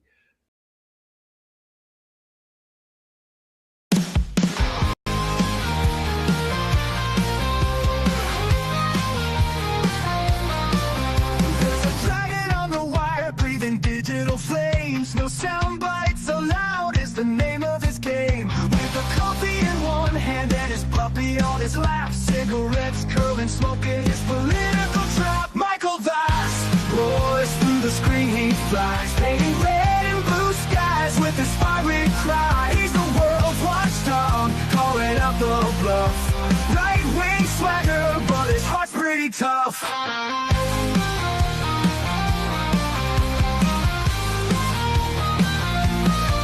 He's a Republican dragon with his truthful slight. Fights the battles unseen in the shadows of the night. From policy to passion, he breaks it all down, giving a voice to the voiceless, wearing his crown. Caffeine-fueled mornings, the smoke curls dance. Puppy at his feet, giving life one more chance. Through algorithms and bias, he cuts straight and clear. Michael's roar echoes in the hemisphere. Michael Vass roars through the screen, he flies, painting red and blue skies with his fiery cry. He's the world's watchdog, calling out the bluff. Right-wing swagger, but his heart's pretty tough.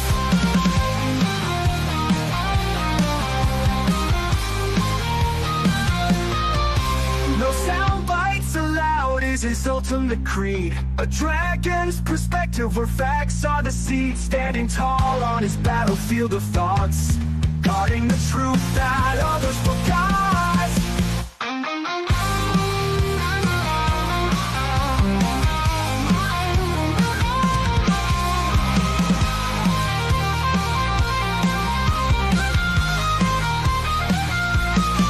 Michael Vass roars through the screen, he flies, painting red and blue skies with his fiery cry. He's the world's watchdog, calling out the bluff. Right-wing swagger, but his heart's pretty tough. All right, we should be back. Everyone should be able to hear me now. Thank you for joining.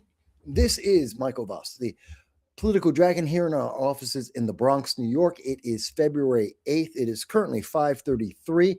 We're about on time. It's cold out there, folks. It is bone-chilling cold. Doesn't help that I injured my shoulder. I injured my back. It's a pinched nerve. And it was not fun for me. It was not fun for my little puppy. Hey, come on. Come here. Come here. Here we go. There we go. Ah, that's on me. Hey, say hi. Say hi to everyone. There you go. All right. Good boy. So that was my puppy Khan. He did not have fun outside because it was very, very cold. Ow, I just hurt my arm. Hurt my shoulder again. Lifting him up. That was not good. So anyway, I hope everyone else is staying as warm as possible. It is bad out there. Not having fun with it, not enjoying it. But the show goes on with my pain, with the cold. It doesn't matter. By the way, Gracie, you were asking what was going on Monday. Monday is I have a show with Charles Guaria and with Joe Hanush, and we do an opinion show, roundtable, live panel discussion, very much like what we were doing on Wednesdays with the Liberty First Foundation. But this is entirely separate of that, entirely different. Charles is an independent. Joe Hanush, that you were just watching, he's a libertarian and also a candidate for elected office in Florida. And of course, me being the Republican. So you were just watching a little bit of that show. We do that every Monday night at 7 p.m. People are more than happy to come and watch. Leave your comments. We're always happy to have that. So that's a little bit about that.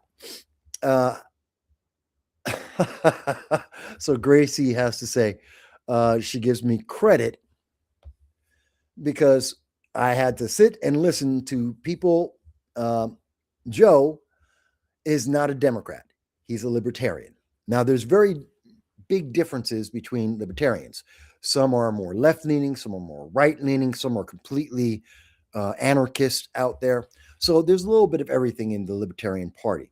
I don't mind having the conversation with him. We are hoping that for the Monday roundtable, we're trying to get a Democrat to jump in and to join us. So we'll have a little bit of every party out there. But seems the Democrats are a little hesitant to come onto the program. I believe it's because I know what the hell I'm talking about. And so it's not easy for them to just push their lies like we just saw in the first half of the show, like Senator Raskin and Senator Schumer, where they were lying about the Voting ID Act and how American citizens, 21 million American citizens, won't be able to vote. That, as I proved on the show, is a lie. Raskin saying that women won't be able to vote. That is a lie.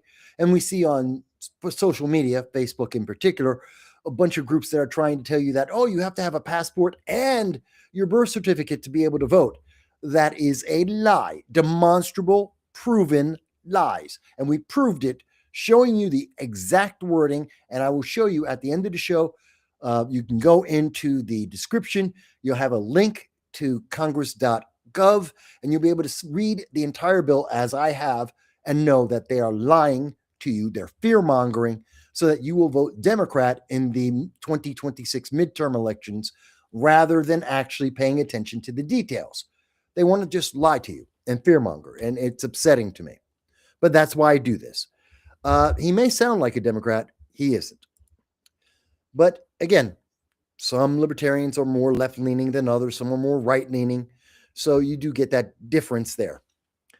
He's a nice guy. I have nothing against Joe Hanush. I have nothing against Charles Guaria. When I disagree with them, I disagree full-throated. When I agree with them, I agree with them fully as well. That's me. I will give my opinion, even though I like them, I enjoy them as my co-hosts.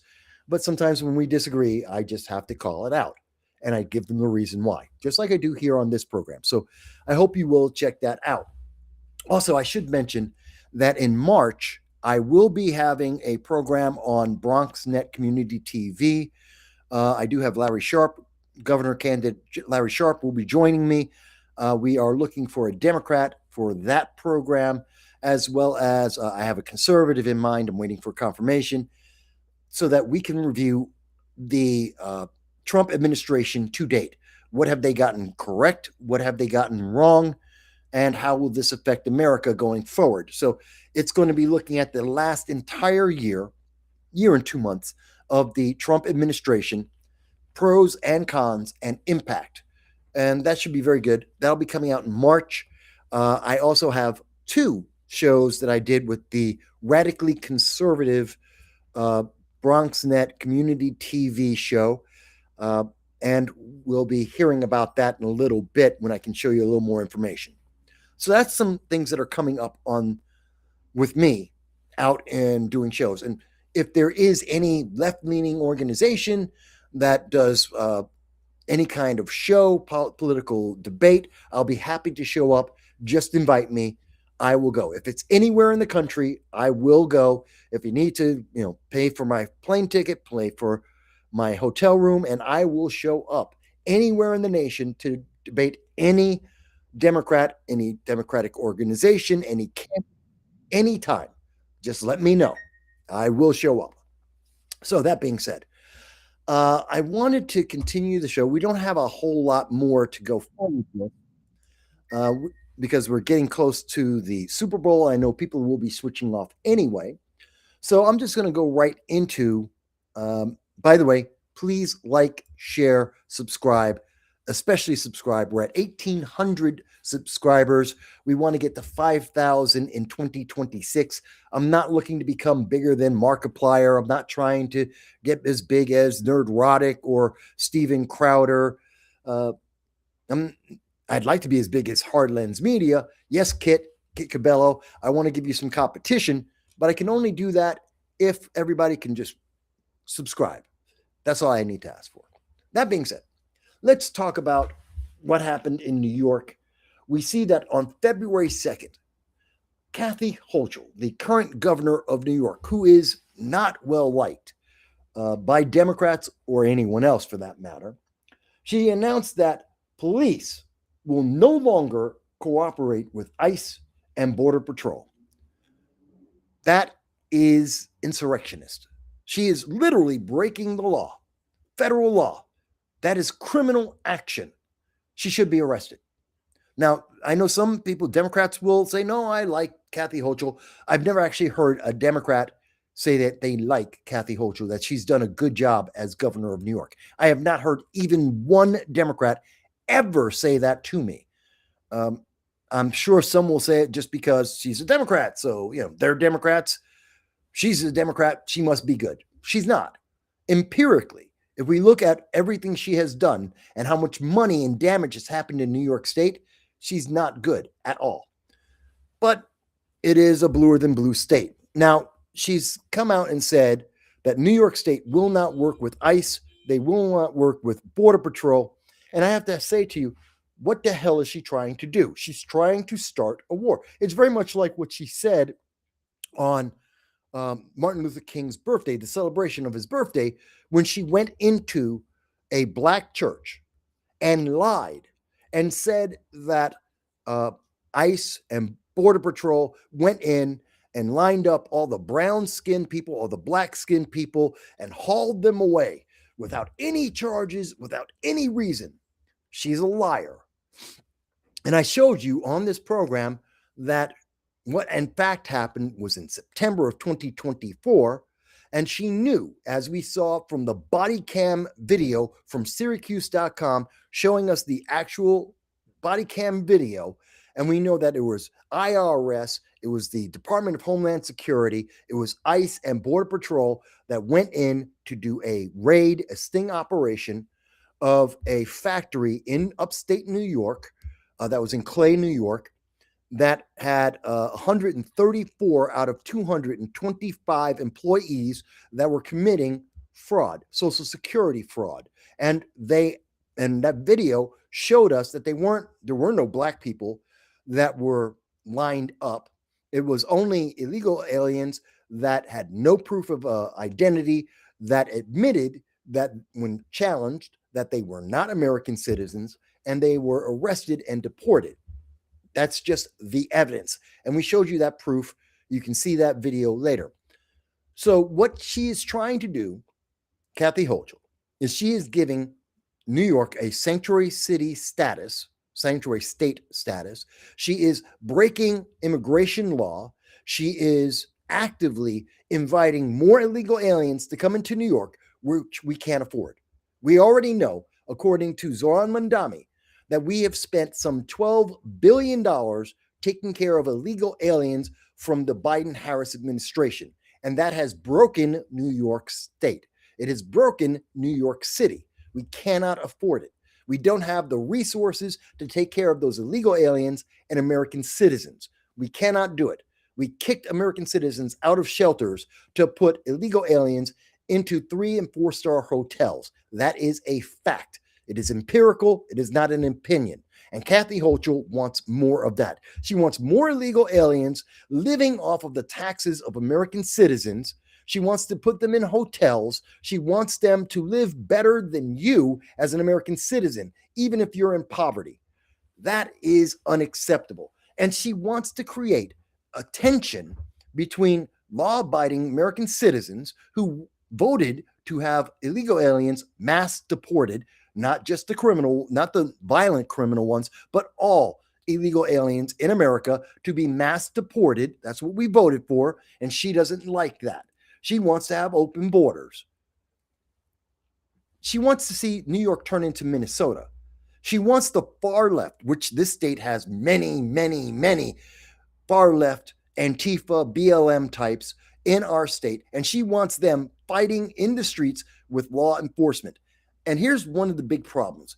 If you have trained the population or even a part of the population, like the members of Antifa and BLM, if you have trained the far left to disobey law enforcement, to break the laws, to pick and choose what law actually applies at any given moment and what the penalty will be at any given moment, if any. When you train them to do that, do you think those same people are going to obey police, regular, not just state police, but regular police in their communities? If you can pick and choose the laws, why are you going to follow any particular law? Because the Democrats said so? Who cares? If I don't have to follow any law because Democrats say you can pick what law you want to approve of at any given moment, then there's no law that I have to observe. She wants anarchy. She wants to destroy the infrastructure of New York. She wants a civil war, much like Gavin Newsom and Gretchen Whitmer, like Josh Shapiro in Pennsylvania, like J.B. Pritzker out of Illinois. They want to pick and choose what law they will approve of and when. And if you happen to have the right tick boxes, if you're, I don't know, maybe you're Black or you're Hispanic, if you're a woman, if you're gay, if you're some part of the alphabet community, if you're an illegal alien, then you can pick and choose which law applies to you and which law you can break with impunity. It is not a way to have a stable nation, a society. It's chaos. And they want that. And she thinks that because New York is a bluer than blue state, because she's a Democrat, because she's fighting Orange Man bad, well, then she's going to win the next election. That is a miserable reason. Her ambition for power is more important than the safety of the lives of the citizens she is sworn and obligated to protect. That makes no sense. And that isn't a worthy trade-off. That's not a good leader. That isn't leadership. That's greed. She's a power-hungry, and you want to talk about authoritarian, that is authoritarian. That you get to pick and choose the laws, and you get to pick and choose who gets affected by the law. That is authoritarian. You don't have to like immigration laws. You don't have to like ICE. You don't have to like Border Patrol. You don't have to like the way they enforce the laws. And when they break the laws, if they do, then yes, they should be held accountable. I'm fine with that. Any law enforcement that breaks the laws should be held accountable to the laws to the strictest level possible. But you got to prove it. You can't just say they're bad guys because I don't like the law. That's not a reason. You don't like immigration law?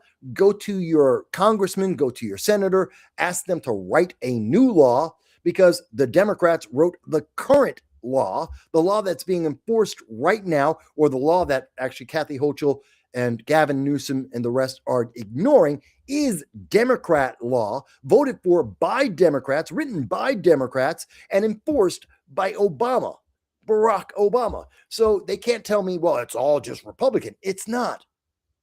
That's just a lie.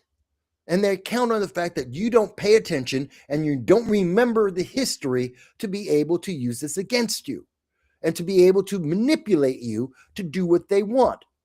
Now, you may think Renee Nicole Good using her vehicle as a weapon is okay. I don't, but you might think that. You may think that Alex Pretty, someone who was antagonizing and breaking the law and also did not give up. He did not surrender. He fought with the police, which resulted in his death. You may say, well, that's unjustified. I'm not exactly sure of that, and I don't think that's correct. I mean, you ask almost anyone who has a concealed carry permit, especially in states like New York, and they will tell you that when they are confronting police, they do not resist because that can get you shot. If you go around in the Bronx and you ask any poor kid in any of the Bronx neighborhoods and you ask him, what do you do when you're confronting the police? Do you get into a fight? Do you try and run away? Or do you comply? The answer is you comply. Why? Because if you run away, if you fight with the police, you can get shot, and that may get you killed. So Kathy Hochul is out of her mind. I think this is a terrible idea, and this policy, this ideology of hers will get American citizens killed. And there's no two ways about that. And again, the answer that the Trump administration, any president should have to this kind of blatant violation of the law and violation of the federal government is cut off all the funding. She should be arrested. She should be arrested for insurrection. But since that's not going to happen, because Democrats would lose their mind for someone actually being held accountable for their actions, at the very least, the Trump administration should cut all funding in New York State. That's every part of New York State.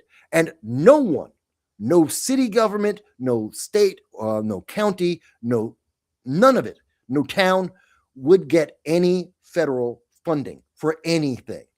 That means they don't get it. No federal funding for healthcare, no funding for SSI, Social Security, no funding for even veterans, nothing. Food stamps, cut.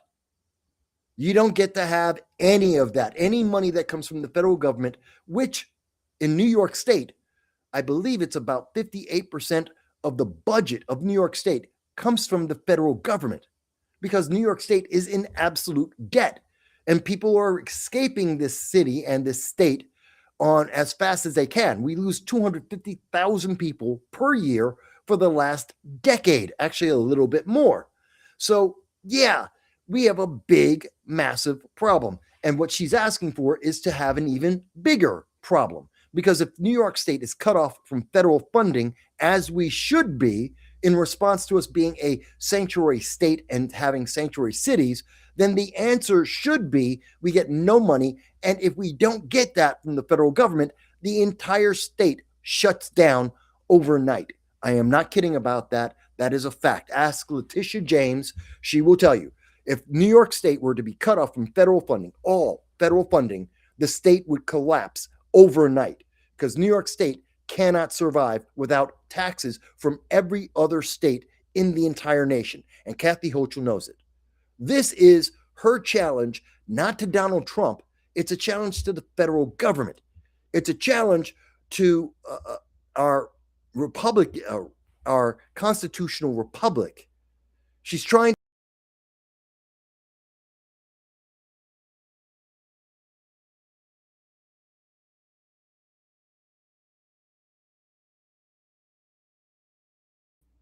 Whoa, what happened? Well, it looks like at least part of that was cut off. I don't know if that was cut by YouTube or Facebook, but at least part of my comment was cut off, it appears. So let me say it again, or at least this part again. Kathy Hochul should be arrested. And if she cannot be arrested, then the state should be cut off of all funding. And Binghamton. Hello, Jared. Yes. Crom of Binghamton. Odd. He should be cut off. Binghamton should be cut off. Jared believes in not helping ICE. And by the way, what's the difference between helping ICE do its job and what we see in Minnesota, what they're hoping for in New York? Well, in Minnesota, Minneapolis. No, not Minneapolis. Sorry, Memphis. Memphis actually worked with the Trump administration, with ICE. Even now we see in Minneapolis under Tom Homan, they're starting to work with the federal government. And all of a sudden, what was it? In Minneapolis under Tom Homan, we now see that local police arrested 150 illegal aliens so they could be handed over to ICE and be deported. And there was no riot. There was no buildings being burned down. No one was dying. That's what happens when you work with it. And in Memphis, in 30 days, 3,000 violent illegal aliens were arrested and deported by ICE. Why? Because the local police, working with ICE and Custom Border Patrol, were able to find out where the violent illegal aliens were, they deported all of them, and the city is safer. Same thing with what we saw in Washington, D.C. right now. National Guard's in there. They're working the job with the Metro Police, and guess what? Crime is down. It is simple. It is easy. But instead, we see the Democrats want to work with the cartels. They want to work with gangs. They want to work with violent criminals. And even if you want to give me the excuse, well, that's only 1%. Fantastic. Let's agree for a moment that it's only 1% of illegal aliens are the problem. They're violent criminals. 8 million illegal aliens, at least, that we know of, at least 8.4 million illegal aliens entered the United States under the Biden-Harris administration for 4 years. And going with the 1% excuse, that's 800,000 criminals, violent criminals. That's cartels, that's gangs, that's muggers, that's robbers. 800,000 of them are in the United States that didn't need to be here, that wouldn't be here under any other reason, because they opened up the borders. That's what the Democrats gave to you. 800,000 violent criminals running around our cities and streets, getting money from the taxpayers to live in hotels and commit crimes. Does that seem to make sense to anyone? Maybe that's just me. Maybe it's just me. I don't know. All right. I wanted to go on. Now, the reason why I was talking about this with Kathy Hochul, besides the fact that she needs to be arrested, but also to talk about the 2026 governor's race. Now, I've already said very clearly many times that I support my good friend Larry Sharpe, not because he's my friend, not because he's a Marine, not because he has brown skin like I do. No. The reason why is he's the best candidate for governor of New York. Bruce Blakeman is not a good choice. Bruce Blakeman doesn't have any policies. Go to his website. Go there right now. Right after the show. Go and check it out. He has no opinion. He has no policies that he actually stands by. He has nothing in writing. He can tell you that, I want to change. I want to cut taxes. How? He has no answer. I want to make New York State safe. How? He has no answer. He'll say the words, but he has no plan because he doesn't expect to win. Because according to a Zogby poll, which I've gone over before, 45% of Republicans do not know if they would vote for Bruce Blakeman when Bruce Blakeman was the only candidate on the ballot. Think about that. When there was only one, and there isn't, that doesn't exist anymore, but while there was only one candidate, Bruce Blakeman, representing Republicans, 45% said they couldn't make up their mind if they would actually vote for him.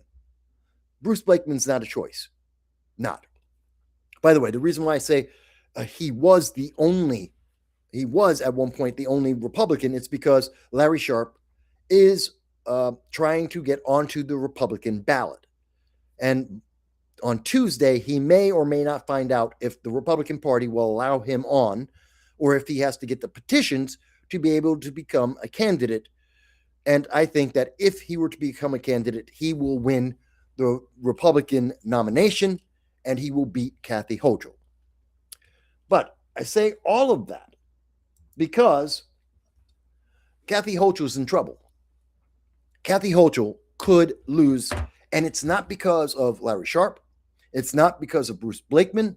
It's not because of ICE or her violation of federal law. It's because Democrats, that's right, Democrats are going to cause Kathy Hochul to lose. They're not going to vote for her.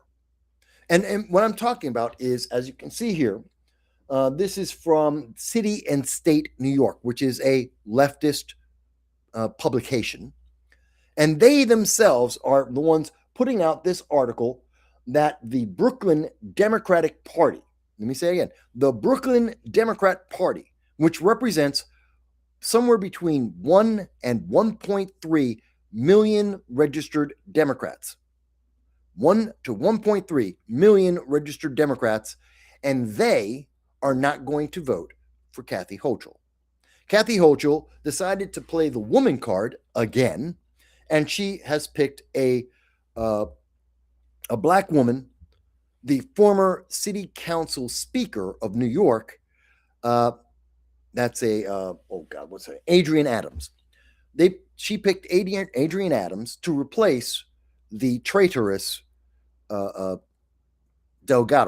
Delgado, as her lieutenant governor. No one likes Adrienne Adams. Democrats don't like Adrienne Adams. They think she's out of her mind. And the Brooklyn Democrat Party, representing at least 1 million Democrat votes, said no. They pulled their endorsement. They're not going to be voting for Kathy Hochul. Now, here's the thing. To give it an example of how much trouble Kathy Hochul is in the 2024, in the 2024 election for the governor, Kathy Hochul beat Lee Zeldin by a little bit under 700,000 votes, thereabouts. If the Brooklyn Democrat Party did not endorse Kathy Hochul then and did not vote for her, then you would see that she would have lost. Kathy Hochul would have lost by about 100 to 150,000 votes to Lee Zeldin if it weren't for the Brooklyn Democratic Party. In fact, there's a saying amongst Democrats in New York State that if the Brooklyn Democrat Party doesn't endorse you, does not support you as a candidate, you cannot win a statewide election. It's just, the burden is too high. You will lose. Now, do I think Bruce Blakeman would be able to win in that scenario? In this very real, ongoing situation, which Democrats have already pulled their endorsement and pulled their support for Kathy Hochul. They won't give her money. They won't give her votes. Now, in that case, could Bruce Blakeman win? No, he cannot. There aren't enough Republicans. There are absolutely not enough independents. Nobody knows who Bruce Blakeman is.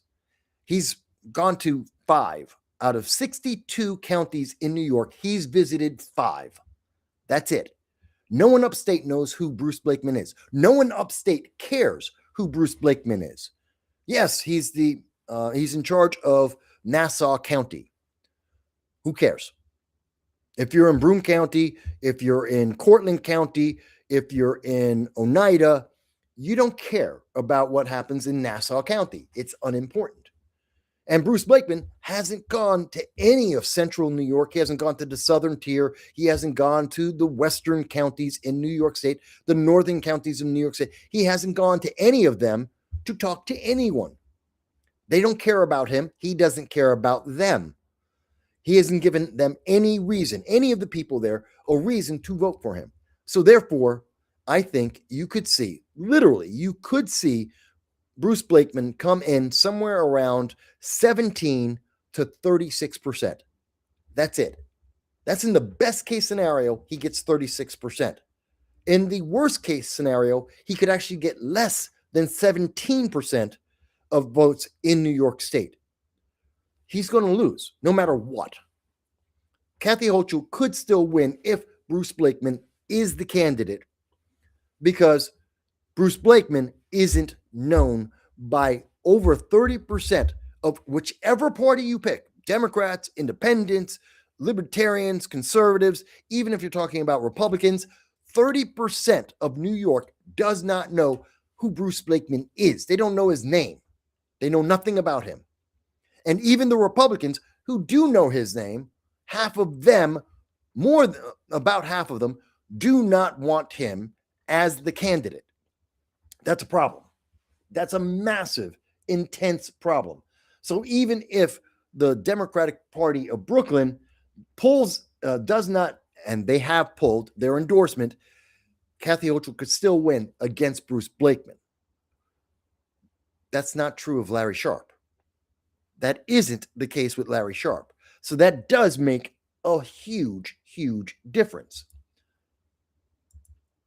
And by the way, this is something that has been spreading around. The fact that even Democrats are refusing to support Kathy Hochul. Well, that's true. And you can see that it's also right here from the Brooklyn paper, telling Brooklyn, one of the largest, if Brooklyn were its own city, it'd be one of the largest cities, not only in New York State, but in the country. And Brooklyn Democrats are being told in multiple formats that they don't want Kathy Hochul. She could seriously lose. This makes it much easier for a libertarian who's running on the Republican line to get the Republican vote, to be able to get the libertarian and third party vote in New York and the independent vote. Now, Larry does have positions on 8 hours. You could spend 8 hours. Literally, he has a video 8 hours long showing all of his policy positions. Whether you agree with them all or not is up to you. I don't agree with all of Larry's positions, but I do understand he has a position and he's willing to negotiate. Blakeman doesn't. Kathy Hochul doesn't. She won't talk to Republicans, and Blakeman has nothing to offer. Larry Sharpe has policies, and he can negotiate. So that's a big, big up.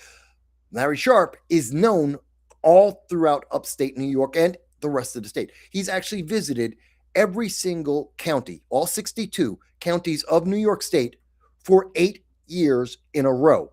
Every year. That's not just 62. It's not just 124. It's not even 184. 186. We're talking every year for 8 years in a row.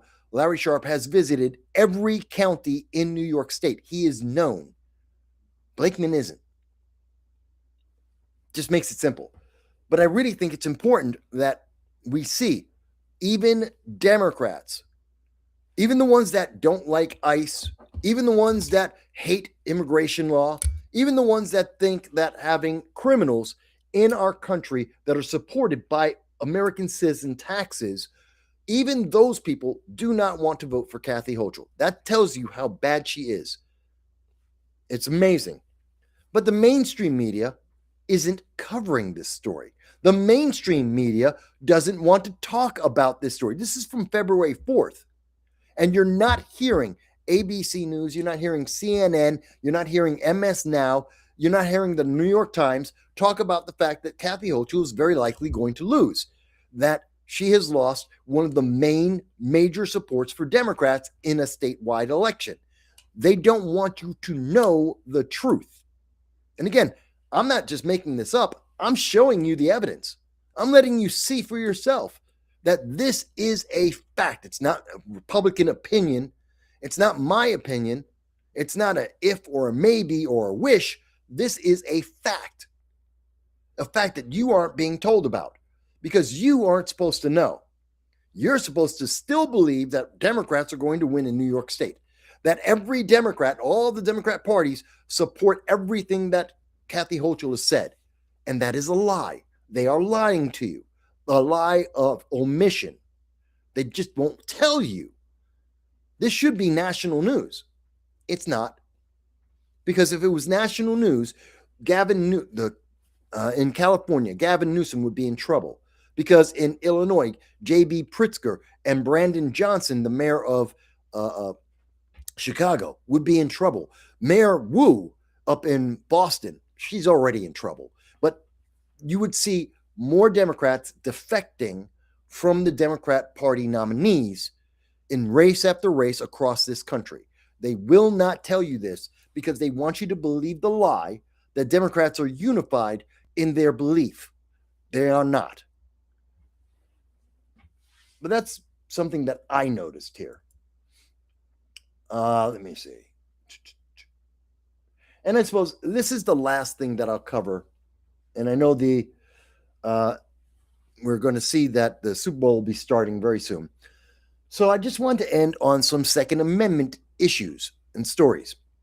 And the fact that we are seeing, because of the Democrat pressure in places like New York and Illinois and California, in Massachusetts, in Maryland, in Washington State, in Oregon State, we're seeing that many of the Democrat-held strongholds are putting more and more and more pressure on Second Amendment, on people having the ability to defend themselves, their family, and their property.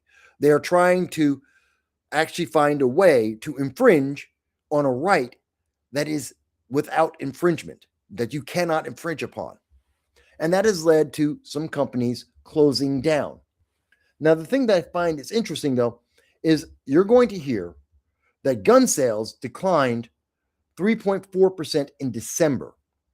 That in December 2025, there were 1.5 million gun purchases, firearm purchases, versus 1.64 million in 2024. Now, the reason why that's kind of important and why people should pay attention to that is because it isn't really true. People want you to be afraid. They want you to think that, oh my God, gun control, everyone agrees there should be more gun control and less guns out there. That's what Democrats want you to believe. That's not the truth. See, gun sales declined in December because if you just waited 1 month to wait until you got to January 1st, 2026, you would not have to pay a $200 tax. The National Firearms Act, this is the National Firearms Act of 1934, you would not have to pay an extra $200 in taxes. All you had to do is just wait. So rather than buy a gun in December, people are buying the guns in January.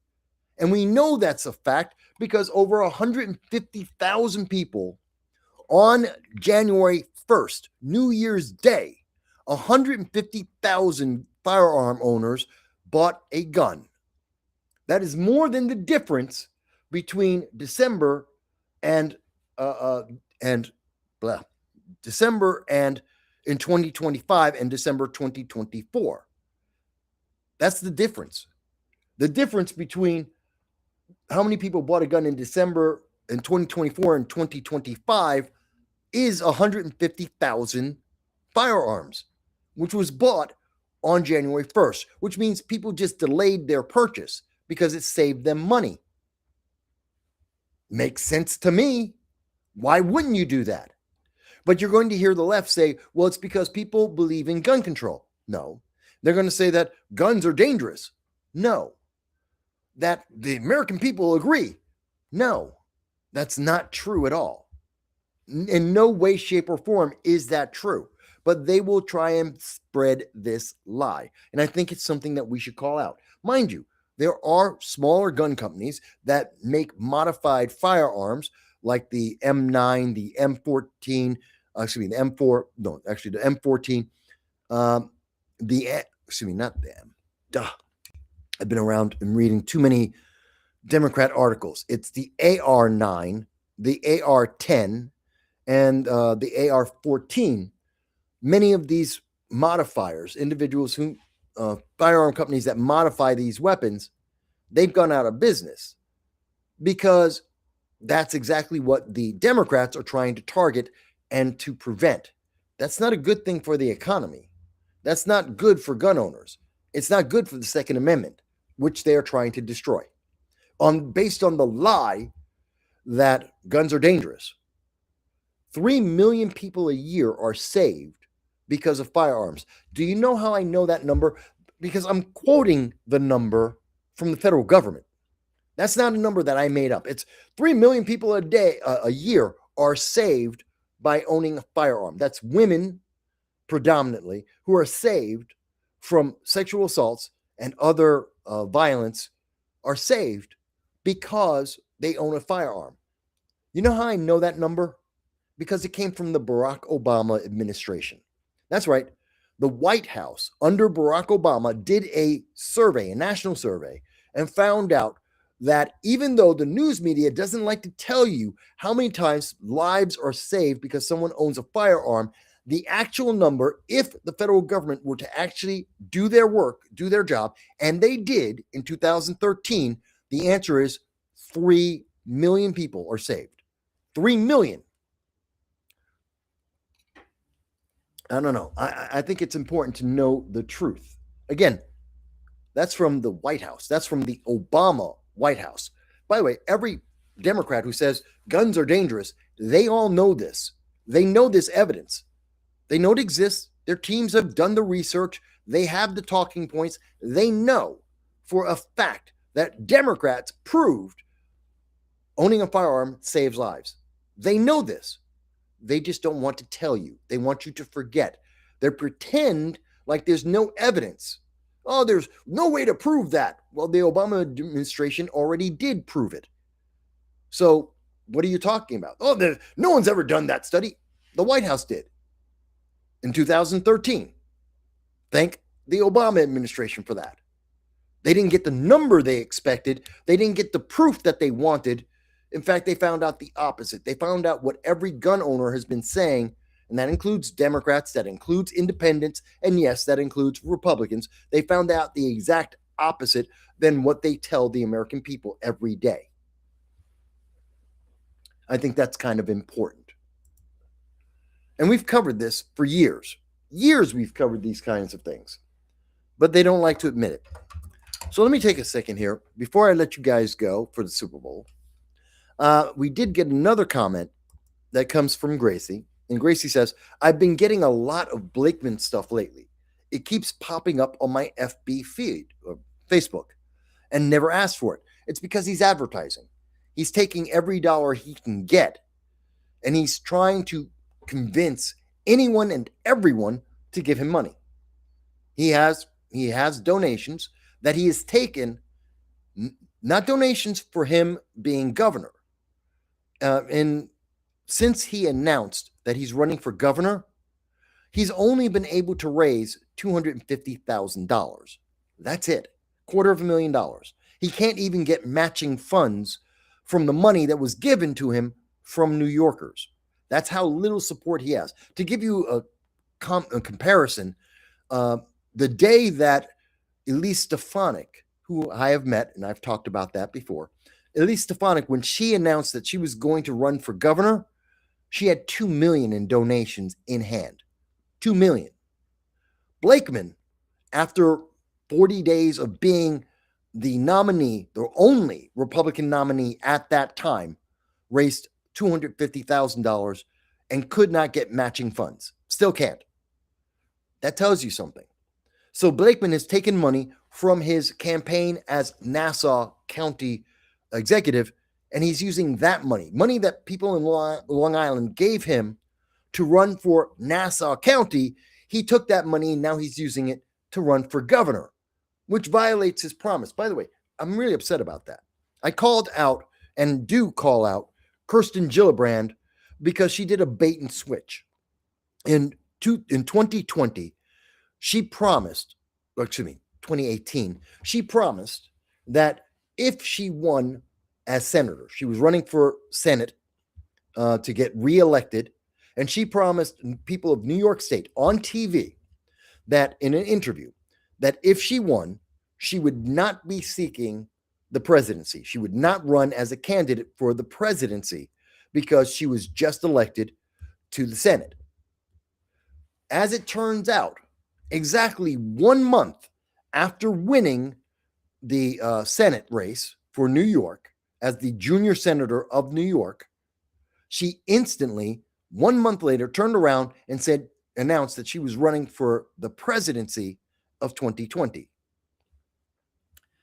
That's kind of deceptive. And I hold her to that she lied to all of her constituents, raised a bunch of money that she then took and used for her presidential campaign to try and get an upgrade. She never intended to be senator. She didn't care because she's a yes woman, and it doesn't matter. She could do that, and she knows that all she has to do as a Democrat is say yes to everything the Democratic Party wants, and that she'll get reelected, and no one's going to challenge her. That's sad. And I called her out for that. For years, I have called her out for that and said that she should never be reelected because she should be held accountable for what she did. That being said, I have to say the same thing about what we're seeing with Bruce Blakeman. He's taking the money, running for Nassau County, and he's using that money to run for governor. I called out the Democrat for that. I will call out the Republican for that. That is deceptive. That is a lie. You have betrayed your constituents, and you're using money for one. It's a bait and switch. You're taking the money that you were supposed to use for one thing, and you're using it for another. I think that's deceptive.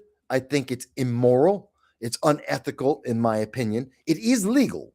I will tell you that. It is legal, but I think it is unethical and dishonest, and it's a reason why you shouldn't vote for someone.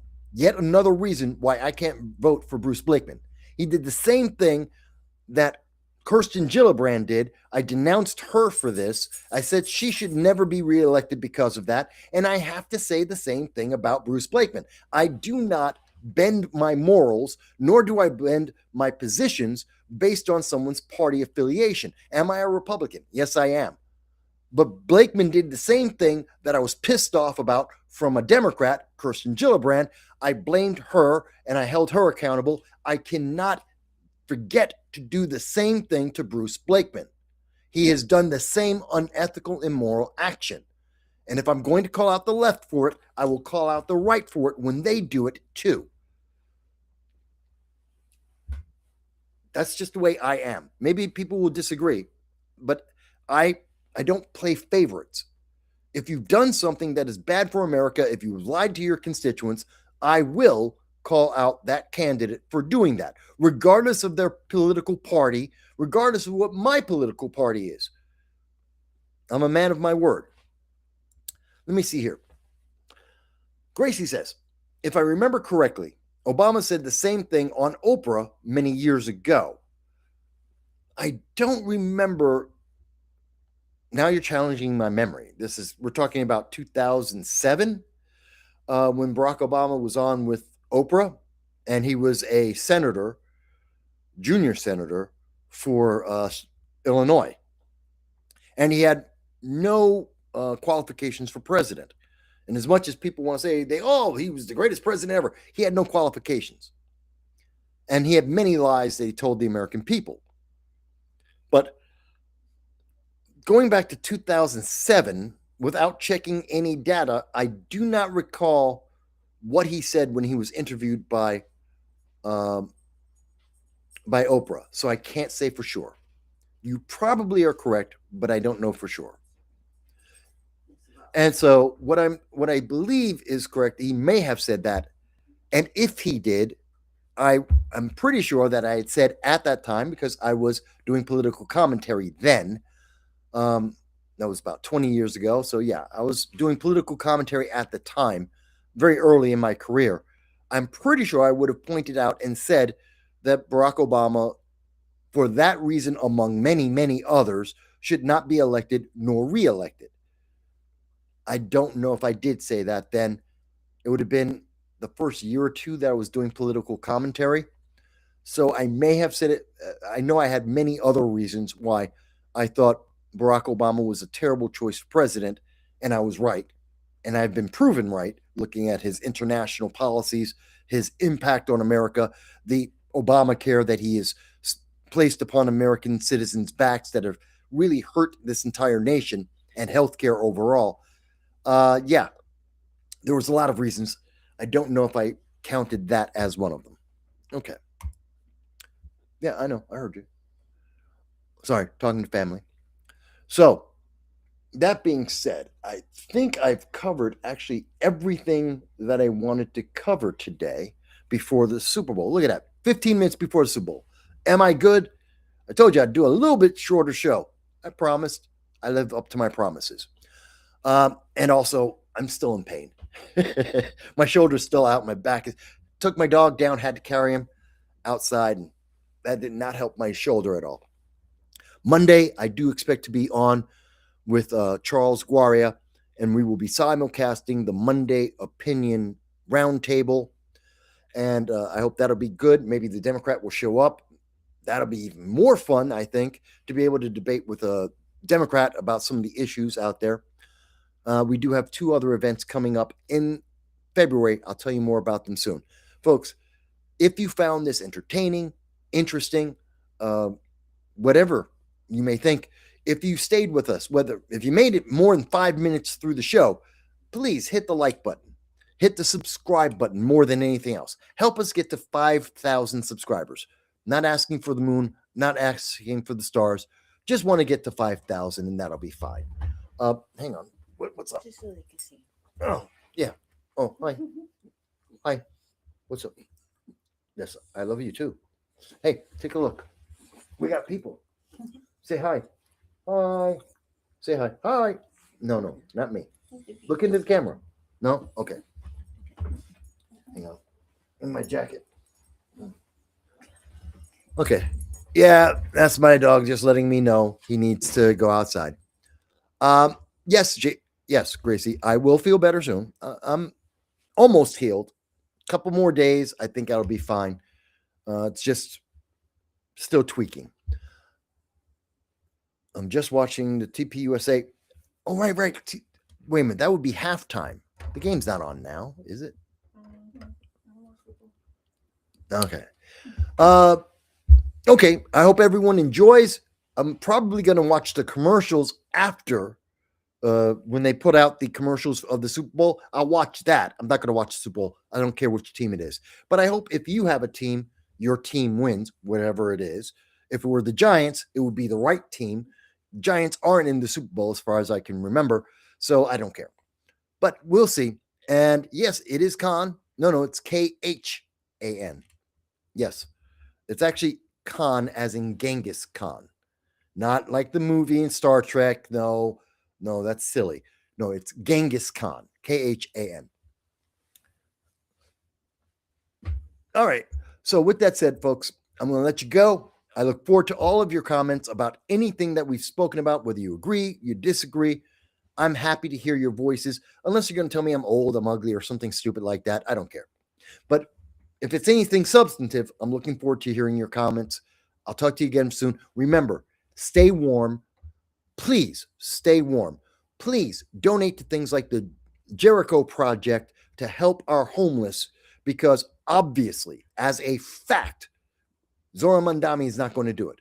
I told you that before he got into office. I say it again now. He will not help the homeless. He's the reason why 16 people died that no other mayor, even bad mayors, did not screw that up in New York State. It's just amazing. All right. That said, I'm going to let you go. I'll talk to you again soon. Please, everyone, stay safe, stay healthy.